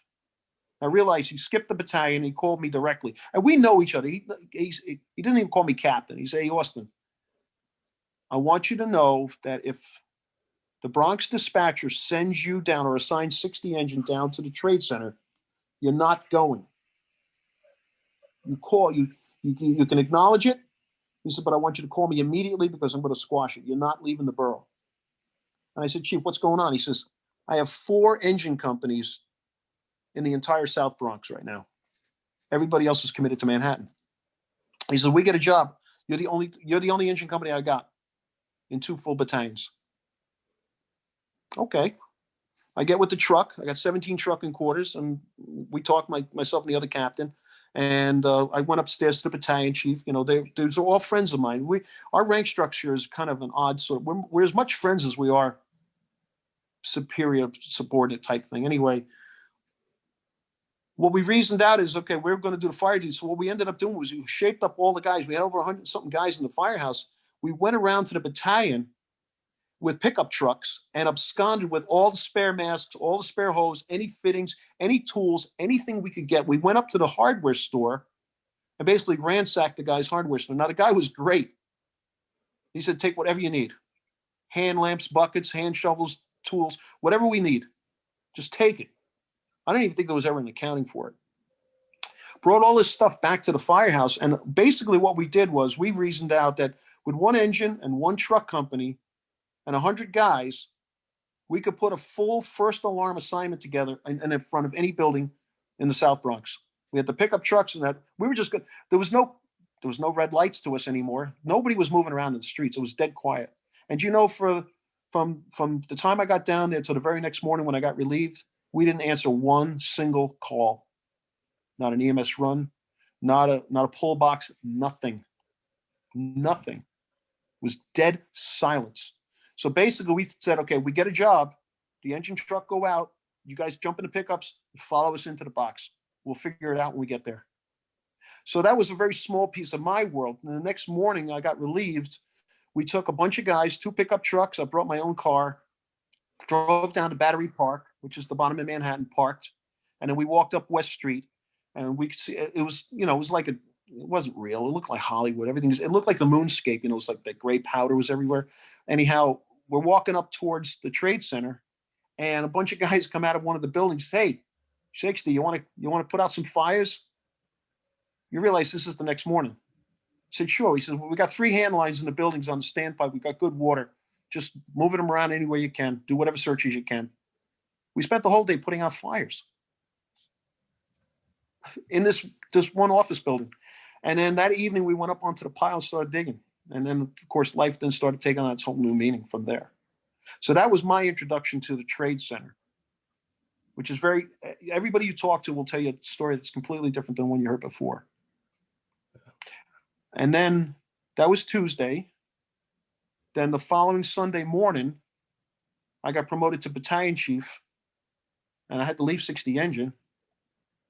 And when they called us on Saturday, he said, "You're going to get promoted tomorrow." We all told them, "Listen, just send us our badges or our ID cards, whatever you want, and give us our assignments. We're not No ceremony. We don't want the families in the city. We want to stay at work.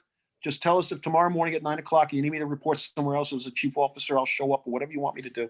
But they said no. They talked about it all day at headquarters. They made the decision to actually have the ceremony, and that was probably, next to making lieutenant, the biggest day of my career because my family was there. There's an actual photograph which I was telling my wife I wish I could find. Somebody took a picture of my wife looking up to my face as a newly minted battalion chief. And I'm not smiling. She's not smiling. And you can see the whole story of 9/11 written in both our faces. I mean, it's there. You can't take it away. And I'm going to find, eventually I'll find that picture. It was a proof. It came from one of the newspapers. It never, I don't think it made the newspapers. Somehow it made its way back to my division, which they ended up getting back to me, but I've lost track of it. But I will find it eventually because the look on my wife's face is like, it's profound, you know, because we were in Brooklyn at headquarters. It's literally 2 blocks from the Brooklyn Bridge, which on the Manhattan side, the Trade Center's, I would say it's about 8-block walk. So the whole Trade Center and everything was in the background of this promotion ceremony. And they made, I think, 30 battalion chiefs, probably 10 deputy chiefs. These are numbers that you never hear. I'd say they probably made 60 or so captains and probably 200 or 300 lieutenants. And they put us all back to work. Yeah, it was a big day. Wow. Yeah. And then 6 months later, I get assigned to 2nd Battalion, which is the second due battalion to the Trade Center in an area I hardly ever worked in. And I stayed there for 10 years. I replaced one of the battalion chiefs who was killed on the, yeah, they lost quite a few members. It was sad. And I got to know a lot of the guys working there who had actually responded to the Trade Center, which then introduced me to a whole new level of understanding of post-traumatic stress. I actually watched 5 of my firefighters disabled, put out of the job over stress. Legit to the word. You were in my class. For many years I thought it was all fluff and it was silly until I actually saw them firsthand and the condition they were in. These are solid firefighters, reduced to just terrible, just awful. But yeah, it's its own event. But how does COVID? I'm disconnected from the city now. I've been out almost 4 years, and I'm wondering how do these firefighters manage through this COVID incident? Imagine you go to work and half your company is on medical leave because of COVID and in quarantine. And you still have to, you man the rigs and you have to go out on those EMS runs. And you have to work in the public domain. I mean, it's like, it's the fear. Bringing it home to your family is the biggest fear. I mean, I don't think there's a firefighter in the world who cares about himself getting hurt. It's the thought of somebody in their family getting hurt I think that's always been the case. Yeah. At least my estimation. Yes. So, yeah, my firefighters at the dinner table were actually there on 9/11. They responded in. They were physically working the scene when the buildings came down. And every single person I spoke to, and I spoke to a lot of them, their stories were more incredible than the one I heard before. They were so different. You couldn't make them up in a Spielberg movie. It's unbelievable, really. That one event. Yeah, it's tough. Hey, can we talk about something fun? Yeah. All right. Let's shift gears because I know you got a lot of these stories. Tell me one of your most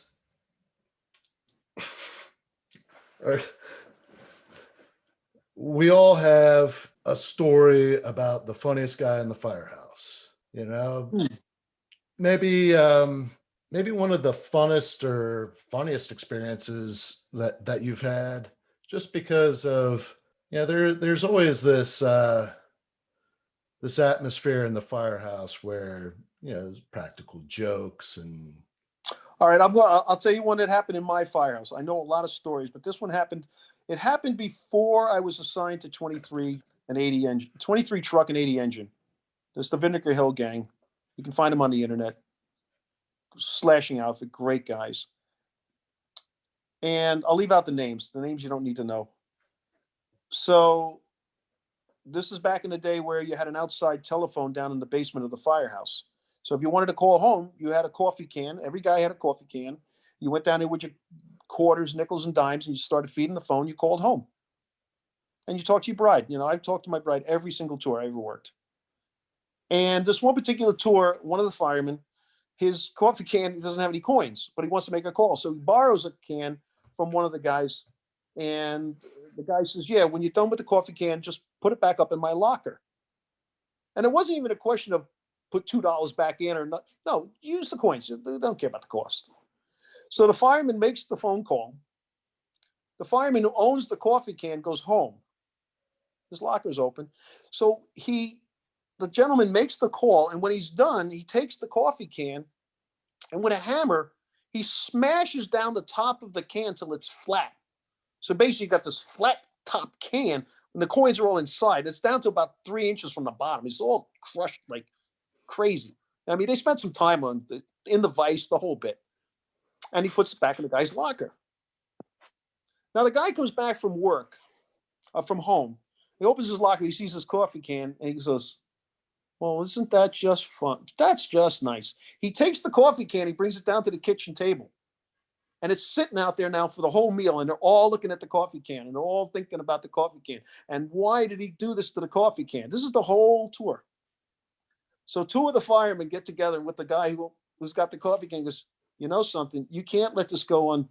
You're going to have to, he's got to get paid back. You're going to have to do something to pay him back. And he says, but he's so good, this guy, you're going to have to do something that's so good, he'll never try to outdo you. You don't want it to go on and on and on. So they decide, okay, fine. Around the corner from the firehouse. Now, it's a 3-story, 200-year-old firehouse. Big, round windows. And on the top floor, now, the second floor, they got these 10-foot high windows. Inside that window is the division commander. This guy, he runs the 5th Division. On the next day tour, they go to the vacant building around behind the firehouse. They got cement blocks. They're not even cinder blocks. They're cement. They start loading up the tower ladder basket with cement blocks, and they're bringing them up past the deputy's window into the top floor window, and they're loading them in onto the top floor. Now, the top floor of this firehouse has wooden wall lockers. I think the firehouse is 150 years old. Wow. And it's very prestigious to have a wall locker because there's not enough for everybody. They took the hinge pins, knocked them out of the wall locker of the guy who peened down crushed the can. They knocked the hinge pins out. They set the door off to the side, and they cement blocked up, just like the vacant buildings of the cinder blocks, the inside of his locker. Now, the deputy sees this going on all day long, and he's like, what the hell, the basket going up? Because they couldn't bring them all at once. They were too heavy. So he hears all this stuff going on upstairs. They're cutting the blocks. They're mixing cement. They got everything from the guys working around the block. They just spent nothing. The deputy goes upstairs. He's the division commander. He sees what they're doing. They explain. He goes, that's awesome. They all lit up cigars. Now they got a beach chair. I swear to God, this is the way it was told to me. The deputy is sitting there with a beach chair with a cigar all evening while they're blocking up this door. It was great. Then they cleaned it all up. Immaculate.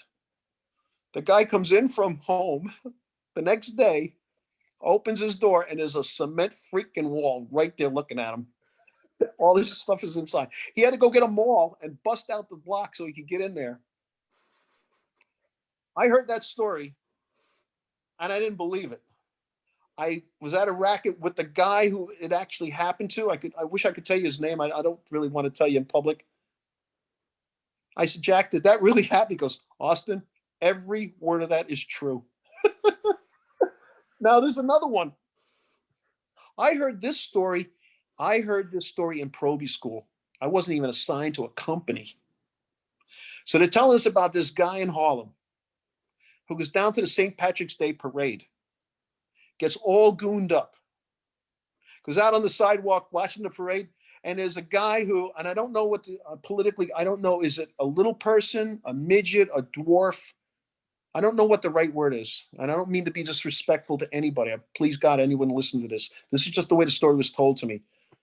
They said that the fireman was so drunk.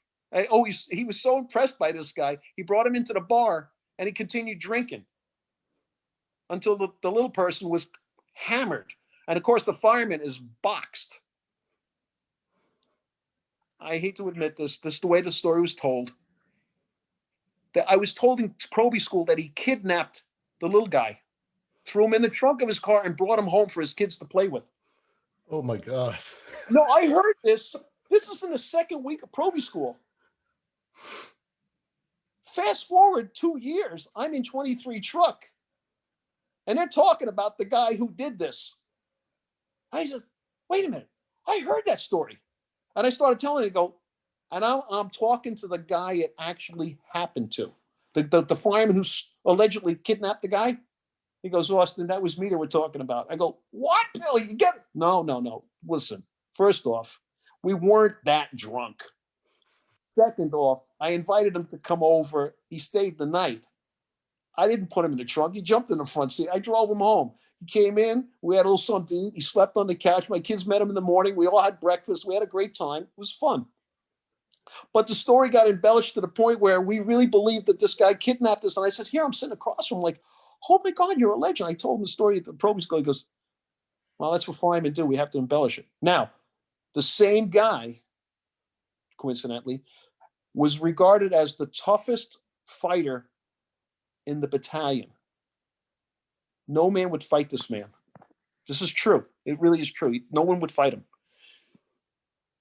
Now the story is, I'm actually working, so I saw this all happen. He comes in from a night tour. No, he comes into work one morning, and his hand is right by his pinky is all swollen in black and blue, and he keeps shaking it all day long.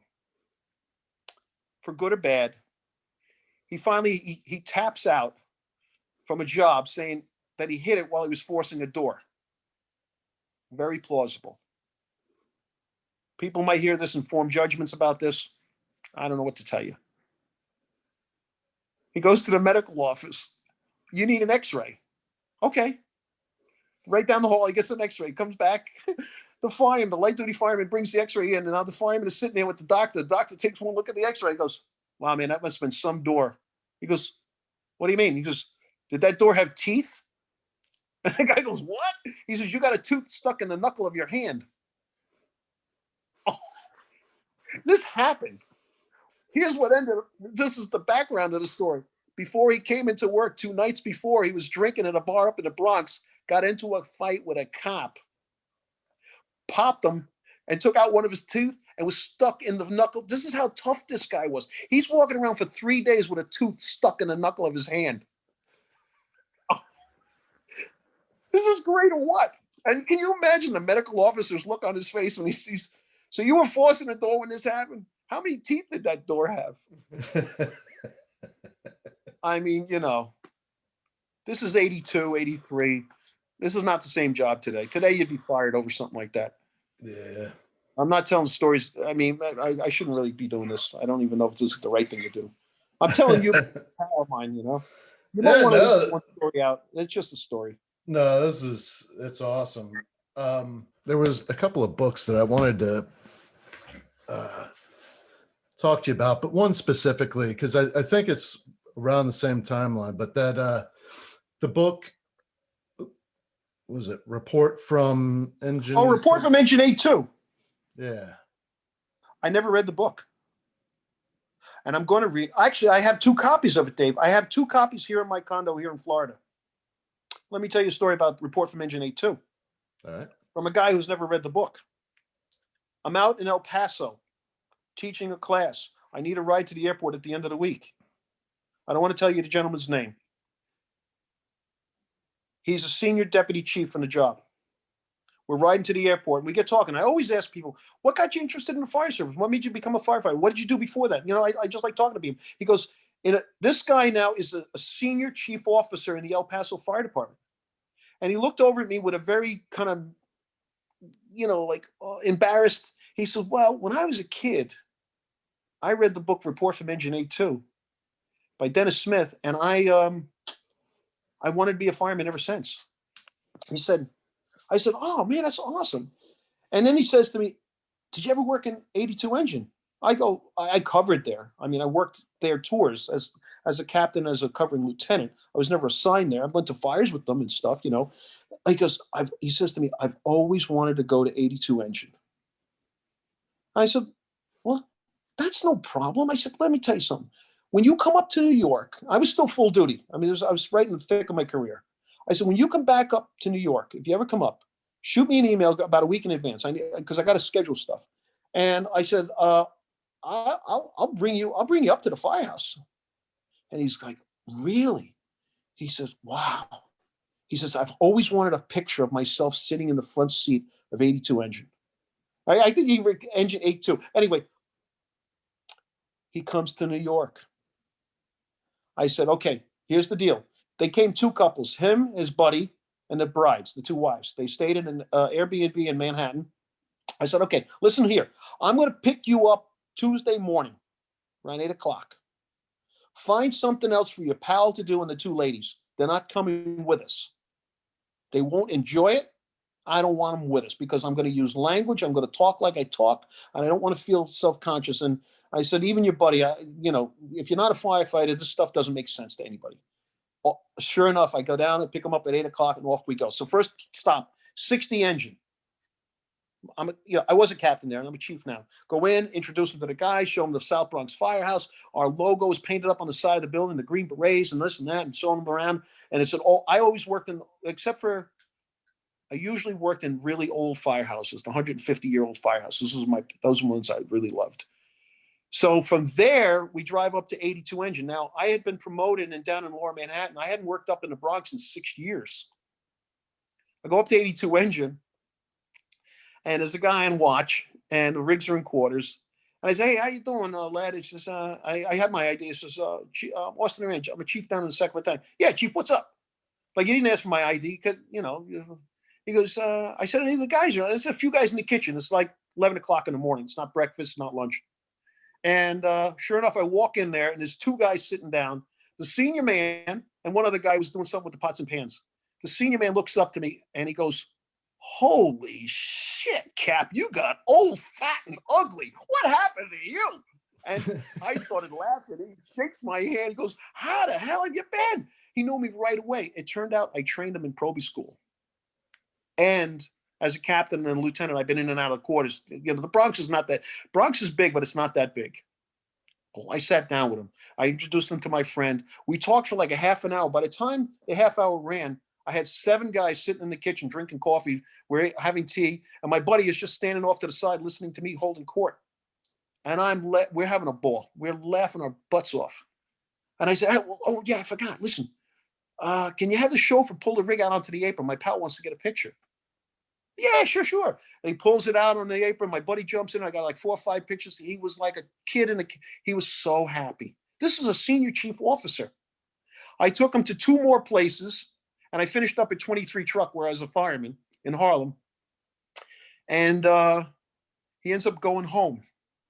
Now, I don't think he'll ever see this podcast, but what he doesn't know is before COVID, a very close friend of mine came down to Florida to visit with me, is a personal friend of Dennis Smith, who wrote the book. I got 2 copies on Amazon. I'm getting both of them signed by Dennis, and I'm sending one to him as a present. Nice. And he'll get that. Now, because I'm talking about this, I wanted to do it in person. So I wanted to go to lunch with Dennis and my pal so I could personally meet him. But I have the 2 copies of the book. I'm keeping one for myself, and I'm going to give one to my buddy. Yeah. Report from Engine 82. I saw the movie. I haven't read the book, but I have it right here. That's really good. Small world. Yeah. Yeah. We had a great visit. We rode around. We laughed so hard. We were gone all day. I told my wife it was one of the best days I ever had. I said, because I just got to go around talking to pals and people I hadn't seen in a long time. It's good stuff. I'll tell you a deputy story. All right. You can cut this out. It doesn't make any difference. So now I'm a deputy chief, and half of the Bronx is under my command when I go to work. I'm only covering right now. I'm going to be lining up for a spot. I'm going to get the spot there. I'm next in line. But right now I'm doing a vacation there. And all the aides know that when I work, I want to get in the car and I want to go out because I grew up in the area. I mean, I went to school as a very small boy in the Bronx. So as it turns out, 67 Engine is a single engine company up in Inwood, and they're under my command for this particular tour, and they have annual inspection. Now, annual inspection is done by every firehouse once a year. They polish the place. They clean out the basement, the bathrooms, the kitchens. Everything gets painted, the stairs, all the lines out on the street, the apron. It's our annual inspection. So this particular tour, I got to go up to 67. I'm going to do this inspection. Well, what I didn't say was when I was a probie, my very first year, I worked a ton of tours in 67 Engine as a very young fireman. And so for me to go back as a deputy, knowing I was a probie there, was pretty special. And one of the gentlemen who worked in that firehouse played the accordion and sang Irish music. And I have fond memories.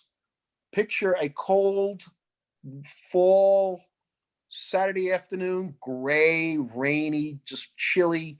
We'd be up on the top floor of this old style firehouse. He'd be singing live Irish music to us. And I knew the words to a lot of songs. It was great. Now I come back as a deputy. Got this annual inspection, runs about an hour and a half. Pull a rig out, chief, how you doing? Yes, sir. A whole roll call, a whole bit. I said, all right. So I gave the young two firefighters a task to do on the rig. They popped off, they got water, they engaged the pumps, everything was fine. I said, all right, put the rig away. Let's go check the firehouse out. So I said to the captain, tell the junior man to get a tape measure and a pad and pencil and follow us while we're doing our inspection. Yes, sir, no problem. Off the kid comes right running back. He's got the pad, the pencil. Chief, what do you need? You just take some notes when I tell you. You got the tape measure? Sure. So we went around and they had done a renovation on the firehouse. So we went to each and every bathroom in the firehouse, among all the other things. And I had them take measurements of the toilets, the distance from the wall to the front, from the seat to the floor. And they were all the same measurements. So I said, all right, that's good. Now, the inspection, I'm supposed to go in and go through all their records. And I walk into the captain, I sit down now. He's a regular captain. He knows I'm covering. He actually knows me because I told him I was a probie in 84 Engine. We had a great chat. I said, listen, I'm sure your records are fine. Give me the few things I got to sign. I signed a couple of things. Put everything away. I don't need to see any of your stuff. I know it's all up to date because that's what we do. I go to leave, and I kind of forgot about the firing with the pad. And the captain says, Chief, is there some report you need for the renovations on the firehouse, the bathrooms per se? We have all these notes here, and the kid's holding the pad with all the notes and everything. I said, oh, no, tear that piece of paper off. I need that paper. He goes, what's it for? Oh, well, I'm building a new bathroom at my house, and I want to build it. I love the seat that we have. The height of the toilets in the firehouse are perfect, and I want to be sure I can get exactly the same kind of toilet we have in the firehouse so I can install one in my own home. I love the, oh, did you sit on that seat? That is a comfortable seat. Oh, I could read the paper all day on that seat. The kid is not hanging over. The captain's laughing his ass off. I said, no, this was the most important thing I had to find out this morning is how high off the floor is that toilet seat? Now, I can't make this up. I can't make this up. This past 2 months ago, I'm at the New York City, I'm at the Fire Academy. We call it the Rock. And I taught 3 courses for MCS up there. I needed a ride into Manhattan to get to the train so I could take a ride up to my house. They get a messenger for me. This is a light duty fireman who's working at the Fire Academy. He rolls up with a nice big pickup truck. Hey, Chief, where do you want to go? I told him. He says, no problem, hop in. Off we go. And we get chatting. I say, hey, where you signed? 67 Engine. Right? I get talking to him about the whole thing. I started telling the story about the toilets. You know what he said to me? Holy shit, was that you? Every guy in that firehouse knows that story. That is one of the best things that ever happened. Yeah, deputy chief, and all he hears about is the toilet seats. That was awesome. That was great. That's what they remember. I didn't have a hard career. My career was pretty easy. I had the senior man come into me in 60 Engine. Now you got to realize it's a South Bronx firehouse with pride, the likes of which you can't imagine. Super, super pride. And I'm newly assigned there. I got the spot as the captain. And the senior man comes into my little office and he says, Cap, you got a minute? I just wanted to talk to you about the firehouse and kind of how things go. Now, mind you, I got like 22 years on the job. Not like I know what's going on. He says, just so you know, we run the firehouse. That's kind of how the captains have always allowed us to run the firehouse. So if there's any problems, you bring it to me. I'm senior man.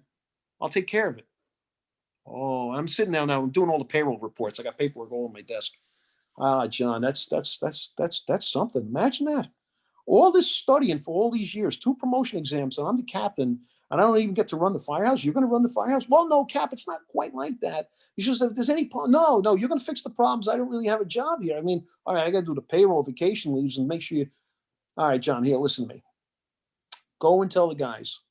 I got 2 rules, only 2. And if the firemen break either of these rules just one time, I will personally throw all their crap out of their locker, out onto the apron, right out in the street. They're out of here if they break either of these 2 rules. Now, I was sitting, he's standing, and I could see he's like breathing heavy. He goes, all right, Cap, what's the rules? I said, I want a fast stretch, and I want a quick search. I'll never forget. He rolls his eyes. He's like looking up for a second. He looks back down at me. He goes, we can do that. I said, yeah, I know. That's why I signed on to this shit shop. I actually don't give a rat's butt what goes on inside these 4 walls right now. All I care about is that every guy in this freaking firehouse is on those rigs and ready to go out there and kick ass and take names. That's all I care about. I learned that from an officer who came into my firehouse when I was a young kid. Not exactly that way, but in a similar way. And I thought to myself, if they can meet those 2 requirements, everything else takes care of itself. The rigs have to be maintained. The equipment has to be squared away. Their gear has, all the things that we really have to get done. The kitchen doesn't get cleaned up. The meal doesn't get cooked. I don't care. Doesn't mean a thing to me. As long as everybody's ready to rock and roll, their mask is in service, they're up on the fire floor, they're pushing down the hallway. The rest is gravy. And he actually went back to the kitchen, and the next meal, they're all looking at me like, 2 rules, huh? I said, break them once and you'll find out really. I swear, I looked at that. I said, and I did mention to him, I said, if they mess up out on the street, that was the last part. I said, but tell them if whatever goes inside the 4 walls, they can handle, you can take care of. If you need my help, let me know. And this was done in sincerity. I said, but if they mess up out in the street and now the public's involved, I'm taking care of it. I said, we're not going to have any problems like that. No, Cap, he says, don't worry about a thing. You know that? I was only there for, I think, 3 years because 9/11 came and I got made. I said, but it was a good place. Good fireman. Even the deputy used to tell me, he says, he'd come for a visit and he'd say to me, because the uniforms were always a big deal. And this one night he's leaving quarters and we're walking out together. And he says, Cap, he says, can you do, just try to get them to all wear blue. If they could just look blue, because they had every manner of t-shirt imaginable on, And I had told him that this is a very old movie. Jimmy Cagney does a movie called Angels with Dirty Faces. You can look this up. It's a classic. I made the guys sit with me and watch it in the firehouse. And in it are what's called the dead end kids, the Bowery boys. And I was walking out with the chief. I said, Chief, they're just a bunch of dead end kids. And he knew exactly what I was talking about. Rough around the edges, always tethered. But when it came to game time, they were all in. And I even said to him, I said, I'm working on the uniforms. I said, but we can stretch a line. He goes, no, I know. So just being able to do that. But today it's different. Today people wear uniforms. This is back in the 90s. Not quite the same. Different job, different era, different people, different needs.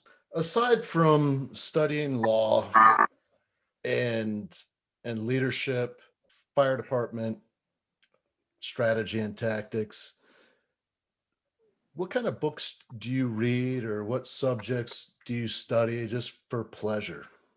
Well, oddly enough, I'm a huge World War II buff. I read just about everything World War II related. I have to admit that I've only retired 4 years. Prior to my retirement, I read only 1 book for pleasure, and that was Kelly Johnson's Skunk Works about the SR-75, SR-71. Because I'm a huge military, aviation fan, anything that. My whole life has always, any reading I ever did was work related, either legal or fire service, studying, just trying to keep up on department orders and new, bulletins that come along. I mean, you know what it's like. Somehow the fire service is constantly creating more paper, more things. Nothing ever gets taken out of the back. My son is now, with the help of God, in March, he should be in the next Proby class. He printed off his Proby manual. It's the same manual that I studied in 79. Same drawings, I should say. They added a lot of new stuff, but the stuff that was the same current, like OLR tenements and engine operations, it's identical except for maybe some minor changes to update it. But the illustrations are exactly the same. He said, Dad, don't they know how they can add new pictures to this stuff? It's like the cartoons. They really are cartoons. So my reading for anything of pleasure has been minimal. Now, since I got into MCS 11 years ago, I have read extensively on the human factors, things that I teach, namely communication, how people perceive one another, all of the, how people are really motivated by how they feel about what you said, so much as not so much by what you did say. I mean, that old adage, it's not what you said, it's how you said it. That's rock solid. And so because I teach those courses, I will read things of that nature also. But again, it's more work related because it's important for me to be on top of what I'm supposed to be talking about. So, well, what can you give me the titles of, like, I don't know, maybe 3 books that you would recommend for fire service leaders? Or oddly enough, one of the books that I did read, and I will tip my hat to him, John Sulka wrote a book called First In, Last Out. You probably got a copy of it there. Yeah, I work with John. John is my, if I was filming a Hollywood movie, I would have said this 25 years ago. If I was filming a Hollywood movie, he'd be my very first pick for a Bronx engine captain. I mean, he's an off the charts firefighter at every rank. But as a captain, he was something special. As a chief, he just got better. But that would be my number one book to recommend. It's an easy read. It's a fun read. The other one, which is kind of a cop-out, is Billy Dunn's Building Construction for the Fire Service. I'm huge into construction. I mean, I fascinate over it. I love building things. And those are the only 2 titles I can actually tell you that I remember. And I read Francis Brannigan for construction in the fire service, which is a horrible read. A lot of good information, but a horrible read. So Billy Dunn, it's Chief Dunn. I had a Billy Dunn as one of my firemen. I'm trying to think Chief Dunn's first name. Anyway, Chief Dunn, building construction for the fire service, and Vinnie Dunn. Oh my God, how can I forget? Vinnie Dunn's famous. Vinnie Dunn's book on construction for the fire service. John Sulka's book, First In, Last Out. Won't disappoint, guaranteed. I think I've got both of those books. Yeah. On my show. Yeah. You could probably recommend more of those than I can, because you're probably much better read than I am. I always felt kind of constrained, but mainly because the job pumps out so much paper, and I was constantly reading at work. I mean, my 24s were basically, I would work till midnight, and then from midnight to 3 a.m. was my personal time. That's when I would do the things, either, but truthfully, I did a lot of my law practice stuff, but that was, I always felt that was my free time. Or as I was studying for a promotion, that's when I pull out my books and I would concentrate on that stuff there. But it was usually work related, unfortunately. Not always that easy. Yeah, I'm not a well-read guy. I can tell you straight up. It's true. I mean, I'm just finishing up a book on the Wright brothers, and it's an unbelievable read. It's taken me 2 months. It's kind of not right, It's just hard. So I'm sorry, you'll have to figure out a better way to get an answer. I'm sure there's people a lot smarter that would really have better insight as to that. Because,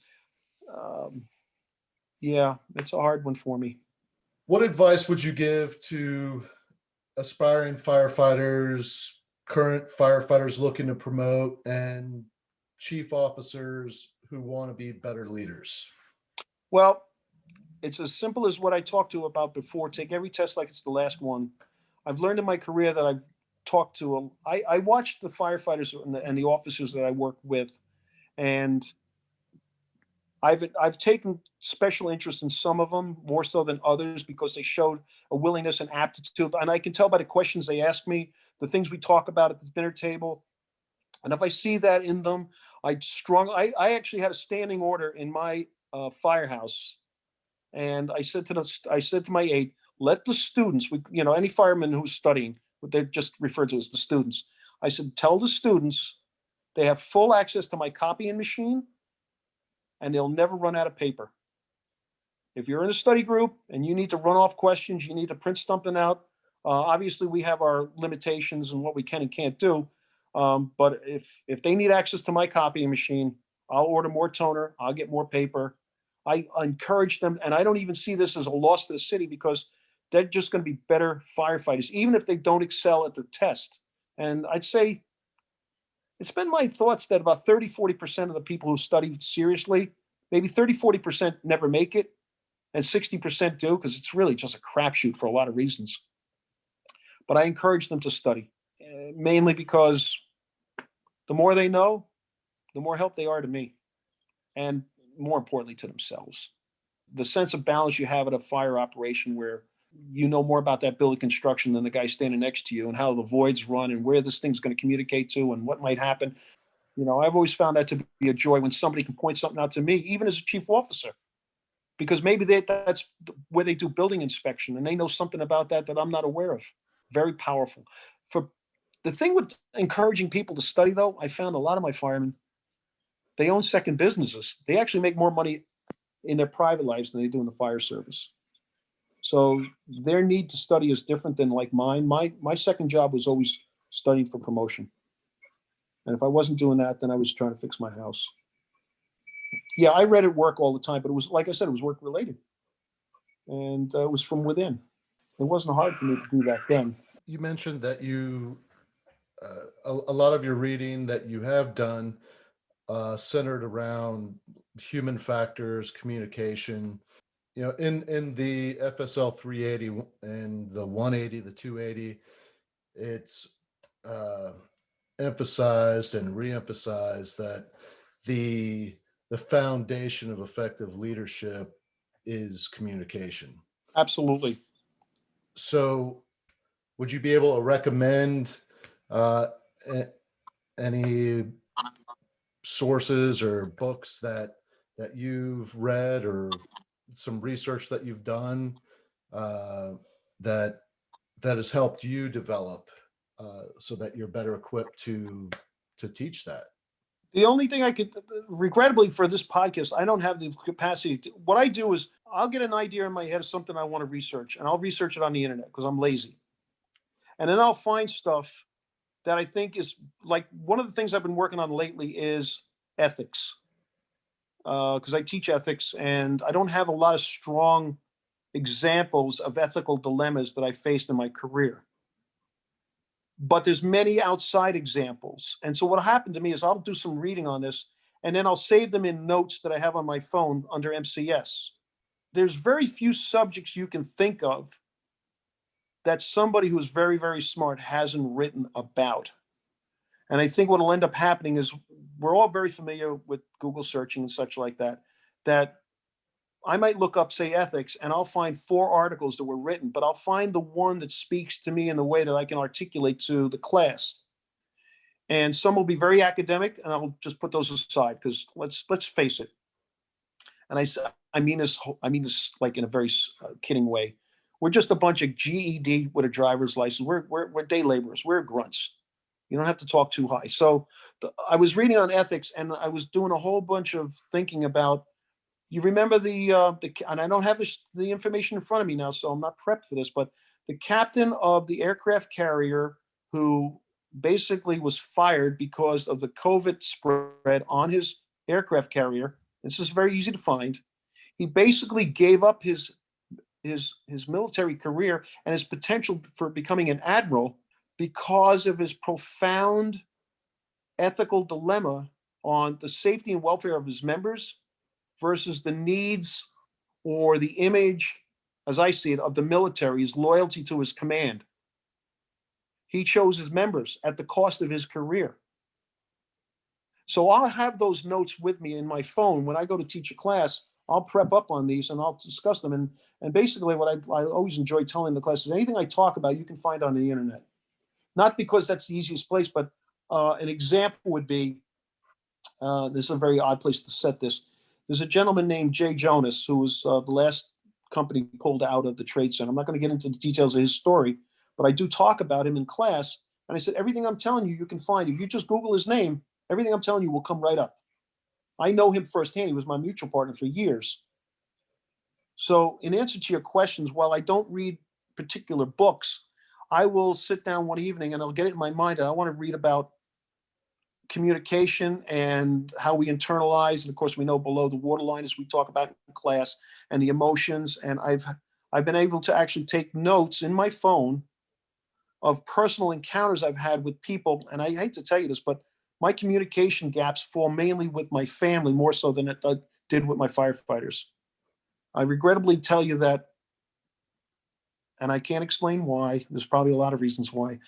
When I'm working and I'm in a professional level, I have a different way of listening and communicating with my people because of what we do. When it's my personal life, I got to admit that I'd say 50% of the time I'm a train wreck. And I know how to do this stuff. I know how to explain it. But because you're caught up in the emotions of your family, you can very quickly fall back to what you know. And that to me is, I grew up in a tough Irish family, and that's what I know. That's my go-to spot when I'm all worked up. Now, can I do that at work? I can do it, but to what end? I need those 20, 25 firefighters. I need them in the game. I can't put them in a bad spot between, not, I don't have to be, it's not so much about whether you're nice or not, but are you really communicating your needs and are you understanding theirs at the same time? This is something that came up in one of the classes, just to give you an idea about this communication thing. One of the captains in one of our 380 course was telling us that he had an issue with a Proby firefighter not taking the time to learn all the tools on the engine company, on the engine rig. He was getting really stressed out. The captain really was getting mad at this young lad. So this one particular tour, he comes in, he says, listen, I want you to go over all the tools and all the bins and all on the rig, and I want you to know exactly where everything is. And this afternoon, I'm going to quiz you personally. Now get at it. He was mad at this guy because he repeatedly talked to him about it. And apparently, from where the captain's office was, he could see the rig, and he never saw the kid walking around the rig doing anything. He's pissed. They sit down for lunch, and now the captain is spitting mad because he never saw the Proby at the rig the whole morning. When he came out to test them, well, two things happened. One, the kid knew a lot more about the rig than the captain thought. But two, he was mad at him for not going over it. And the young firefighter says, Cap, I did what you told me to do. I didn't see you at the rig all morning. He goes, no, Cap. He opens up his phone. He has pictures of every single compartment and all kinds of notes on all the different equipment. He was studying this stuff in a room somewhere, thinking he was doing exactly what the captain had asked him to do. Is there a communication gap there? This is our reality. It's not that firefighters or any of us want to do poorly. Sometimes we just don't understand. And the worst is we don't understand that we don't understand. I can't count the number of times I've told family members, what you told me is what I thought you, this is what I thought you said to me. No, Dad, that's not what I asked you. No, you're not paying attention. I said, no, actually, I was listening. Verbatim, you said this, this, and this. And this is how I interpreted it, which is not how you wanted it to come out. Communication, oh boy, is that a challenge. There's no easy fix for it because it has a lot to do with your own mindset and your willingness to really apply the techniques that are necessary. And these are all easy to find. At least I find, I look up these articles sometimes. I fascinate over how people reason through them. If this was easy work, everybody could do it. And listen, you're a fire officer. The fires are the easy part. Yeah, you get worked up about things sometimes, but the personnel issues, yeah, you can have some challenges there. I think that's really cool. I've developed a reading list. I've got it on my website. I have different different PDFs, training documents. It's also I've put a lot of mental health resources on there, links to the IAFF's Center for Excellence, the facility that is specifically for firefighters that are struggling with substance abuse and PTSD. A lot of actually some of the materials that are taught in the FSL 380 and the 280 courses regarding your reptilian brain getting hijacked, your amygdala. The interesting thing is that is all tied in to how we respond in stressful situations and the fight or flight response and all that. Now, there's all kinds of literature out there. I've got all of these resources on my website, the reading list and all that stuff. But the reality is that there's going to be a very small percentage of firefighters that are going to go through that. Sure. The really cool thing that I enjoy about this conversation is that's the reality. And those individuals that are interested in developing themselves to be better leaders, better communicators, making the statement that you made about all that stuff is available on the internet.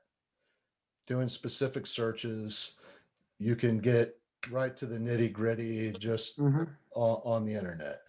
It's not always necessary to read some academic book to understand all of that. I just it's interesting because I do have a couple of documents on the website, but something that didn't occur to me is exactly this part of the conversation is that not everybody is going to look at that reading list. While there's a lot of good books in there, reality is that very few people are going to open up that list. And the ones that do might be overwhelmed with the volume that's on there. Well, you've hit on something that I think is very prevalent that even comes up in our courses. There's been a major cultural shift since the internet, since iPhones, since smartphones. Every one of us walks around with these phones in our right hand. If it's not, it's in our right pocket. It's never more than an arm's reach away, ever. Every single person I know, and I'm the first one that I have to admit it, it's like, to me, it's like crack cocaine. It literally is so addictive. Not a single person I know in my little family will watch a movie and there's always somebody staring down at their phone in the middle of a movie. And I'll ask them, so what are you reading? Oh, Liam Neeson, do you know how much money he made last year or how much this film netted? Like they'll be looking up stuff about whatever is going on, or they're on Amazon trying to buy something we don't need or can't afford. But I guess what I'm saying is that I don't even know why we still have libraries. I honestly don't know. And I wonder if we now, as you're saying, you have this reading list, having links, just simple links to particular topics that, and this is Dave, there's so many things about this I could talk all day about. And this is common knowledge. This is nothing new. We all have a 4-minute attention span. Every single thing you read on the internet only goes for 2 to 3, maybe 4 minutes. And then you got to see what's next and what's next and what's next. It's terrible. It's terrible. So I guess what I'm saying is, like you're saying, will people pick up a book if they're looking for a particular topic? Are they going to go through the pages? This is how we had to do it years ago. There were no other methods. Today, if I want to look up balloon construction, I don't have to pull Brannigan off the shelf. I just Google balloon construction, bang, there it is. See a diagram, I can understand it. Now, these are minor examples, but I think for the new culture that we're all a part of, we're in the transitions. See, actually, my group has moved on. I'm a product of the old fire department that doesn't exist anymore. You're in that transition because you're part of the old school, and you're definitely knee deep in the new school. If I was still working right now, I'd probably be okay because as a deputy, I'd be up in an office. I got captains all around the division. I've got battalion chiefs all around the division, can handle all the personal stuff that might bog me down a bit. And the fires always seem to go out. I don't know how, they just do. I'm grateful that I'm not saddled with the challenge of adjusting to this new culture because I wasn't brought up in it. I'm not comfortable with it. I can admit this now because I'm not working anymore. It's a challenge for me. I have more challenges communicating at home than I ever did at work. I mean, like serious. I can't get into it, but it's true. It's hard. Nobody means harm to anybody, especially when we care about the people we're working with. And we do care about the people we work with. Let's be fair. The fire service is wonderful that way. Are there exceptions? Absolutely. But that's not the rule. I always hear guys, yeah, well, we got this guy and that guy. Yeah, they're only at work so much. 80% of the time, you got go-to people. And there was one of the questions that I think you sent to me early on, which I didn't really talk about, but what are my demands of my firefighters? What are my demands of my home? And I have found out because of my upbringing, starting out with my father being a very strict Irishman, my mother very strict in the trades, whatever. Regrettably, I demanded the same level of response and ingenuity and willingness to jump in with both feet from my own family as I did my firefighters. I'm trying to explain to my son now because he's a CPA. He is so smart. I mean, he's almost got a photographic memory. It's unbelievable how smart he is. And he's seen me my entire career, so he knows me intimately. He knows me very well. And I was recently trying to explain to him that for good or bad, because it can go both ways, you present a challenge to a firefighter. At least this is my mindset. All right, I'm going to fix this, and I'm going to fix it as fast as I possibly can. And I'm going to try and do it with the least amount of effort. Now, that may require a lot of damage because we don't finesse things too much. Let's be fair. And so I was explaining to him that while he's going to be going into probie school, it's a whole new experience for him, very militaristic and stuff. Be aware that when we present firefighters with challenges, we want them to be thinking of the next 2 or 3 possible solutions to any given problem. And we expect them to step out with a purpose all the time. If you're waiting to be told what to do, you're wrong.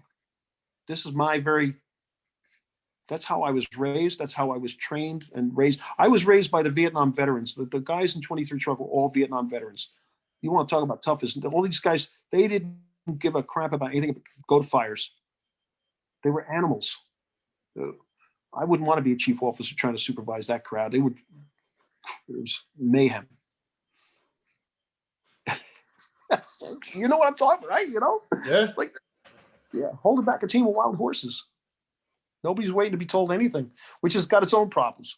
That's not the best part of it, you know? There's a little bit to it. We have a new culture. I think we have committed members. Clearly, they've survived this COVID debacle that we've got going on. This is a tragedy. I think this is a whole nother 9/11 on a different type of 330,000 people dead. Go past the hospital and you got reefers with bodies. My son works at Montefiore Hospital. They got bodies stacked up 5 deep in these freezers outside the hospital. 6, 7 of them. What the hell?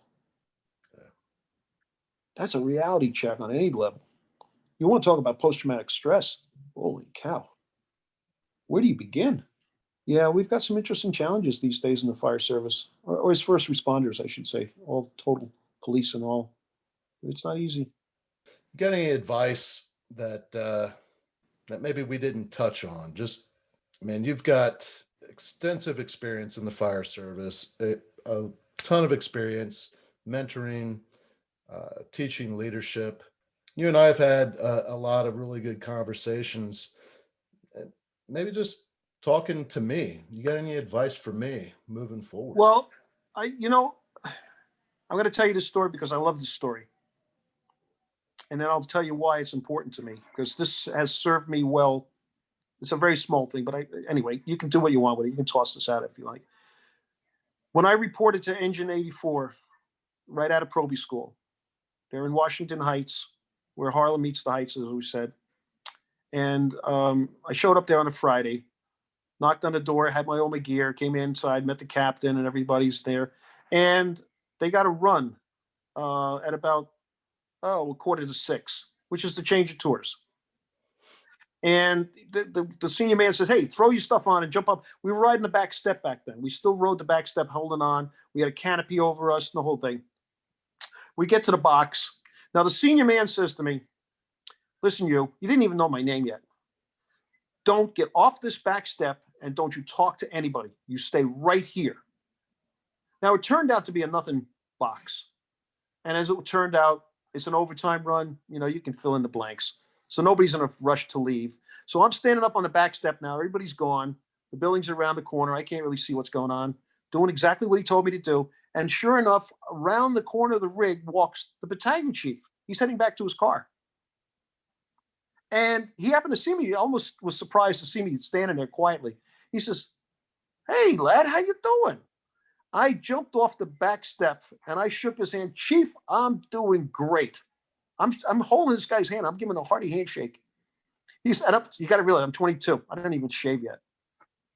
He says, really? Is it that good? Chief, it's better than that good. I just got out of probie school. They put me in group 22. I don't even come back to work till Tuesday. It's just the greatest job in all the world. Now I still got a hold of his hand. He's laughing. The senior man comes up behind me, grabs the collar of my turnout coat. We had coats back then in the 3/4 boots. He grabs my turnout coat, puts his foot down behind the heel of my boot, and drops me right to the pavement. I mean, I'm on my back, looking up at the chief and the senior man spitting at me. He's yelling at me. I told you, don't get off that. I told you, shut. That man is the battalion chief. You don't ever talk to him. You don't look him in the eye. You get up there. You do it. So with that, the chief turns around and walks away, and I could see him laughing the whole way to the car. And I'm like, okay, all right, that's my very first lesson in discipline. Do what I'm told. I kind of know that. But he asked me, the chief asked me, I'm going to answer the man. Now, taking that one episode and putting it back in my realm, as I made lieutenant, as I made captain, and I was blessed to make chief. Every single probie that I ever encountered, I shook their hand, I looked them in the eye, and I said, how you doing, lad? And many times I said, hey, lad, if you ain't smiling, you're in the wrong place. And I would ask them, what did you do before you got on the job? And they would tell me. I said, when you go home tonight, you say a prayer. If you're a praying man, and you be grateful that you landed in the FDNY because you've got a great career ahead of you. Now, what I learned from that is that just like Matty Murtaugh, who I hadn't met yet, every single person in our command is important on a level that should be respected. And I've been blessed to tell you that rank is important, but seniority is everything, because you can't get seniority by taking a test. You have to live it. And a young person who comes on this job, they have all different motivations, all different reasons to be here. But if we set the example of why this is a profound thing to do, as I've told my men constantly, because I am a bit of a religious kind of a guy, we're doing God's work. Always remember that. When the buildings fell on 9/11, he looked down with a tear in his eye. He had nobody to send. And who did he send? The angels with dirty faces, the dead end kids. They marched on into the buildings to save those lives.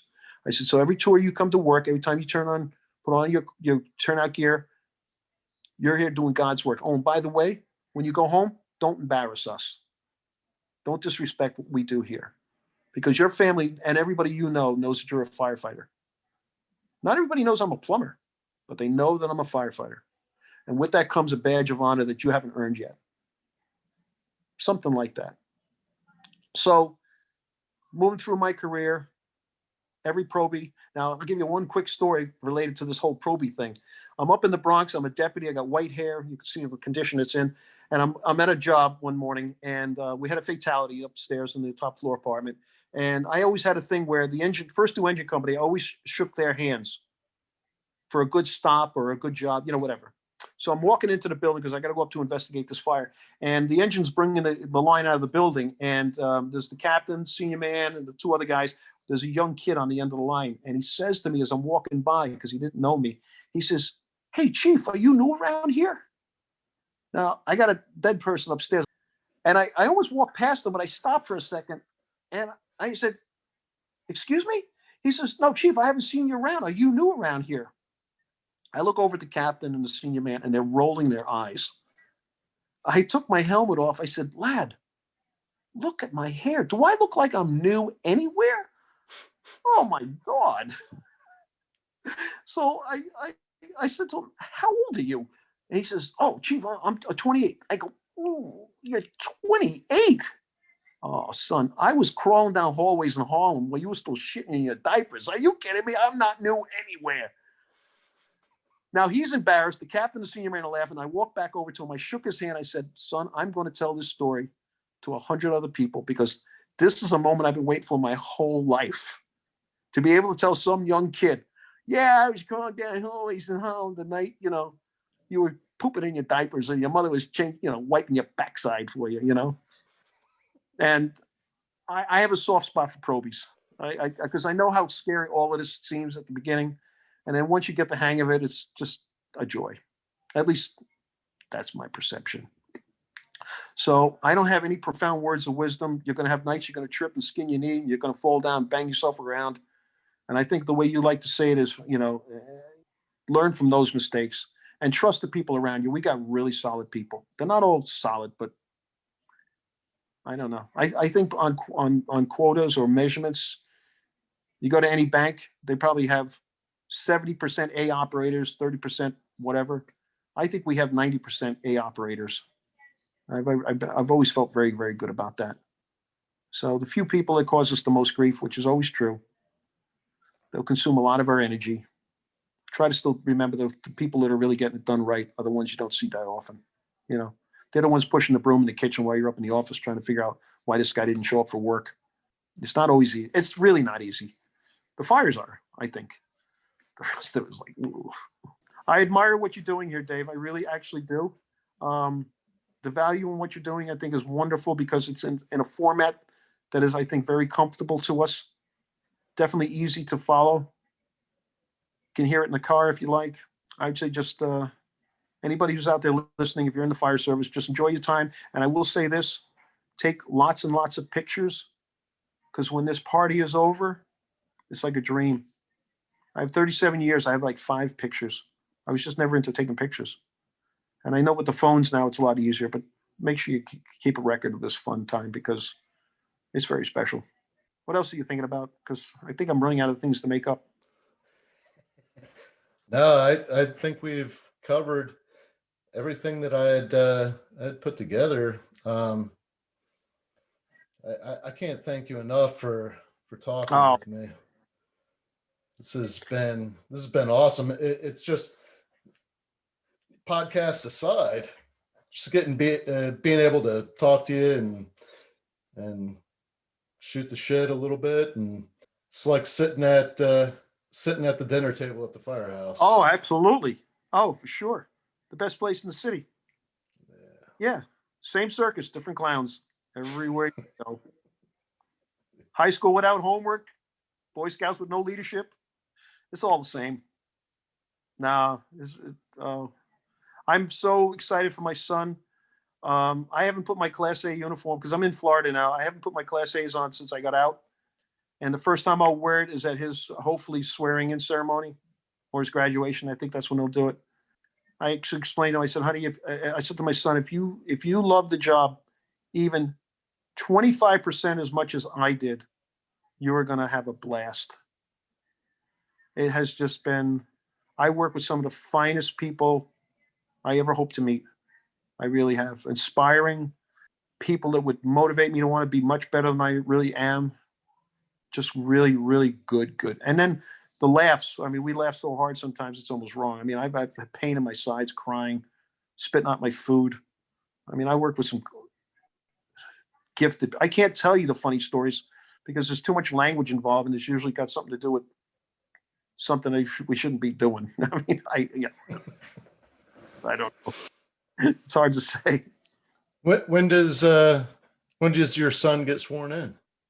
Well, it's still up in the air. He was due to be in the March class passed.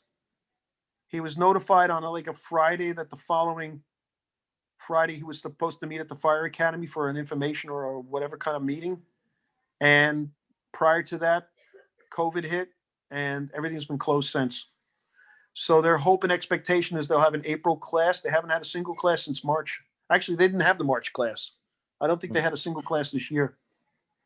They probably graduated some group in like January, February. He was supposed to be in the next one. He's a CPA. He worked in Deloitte.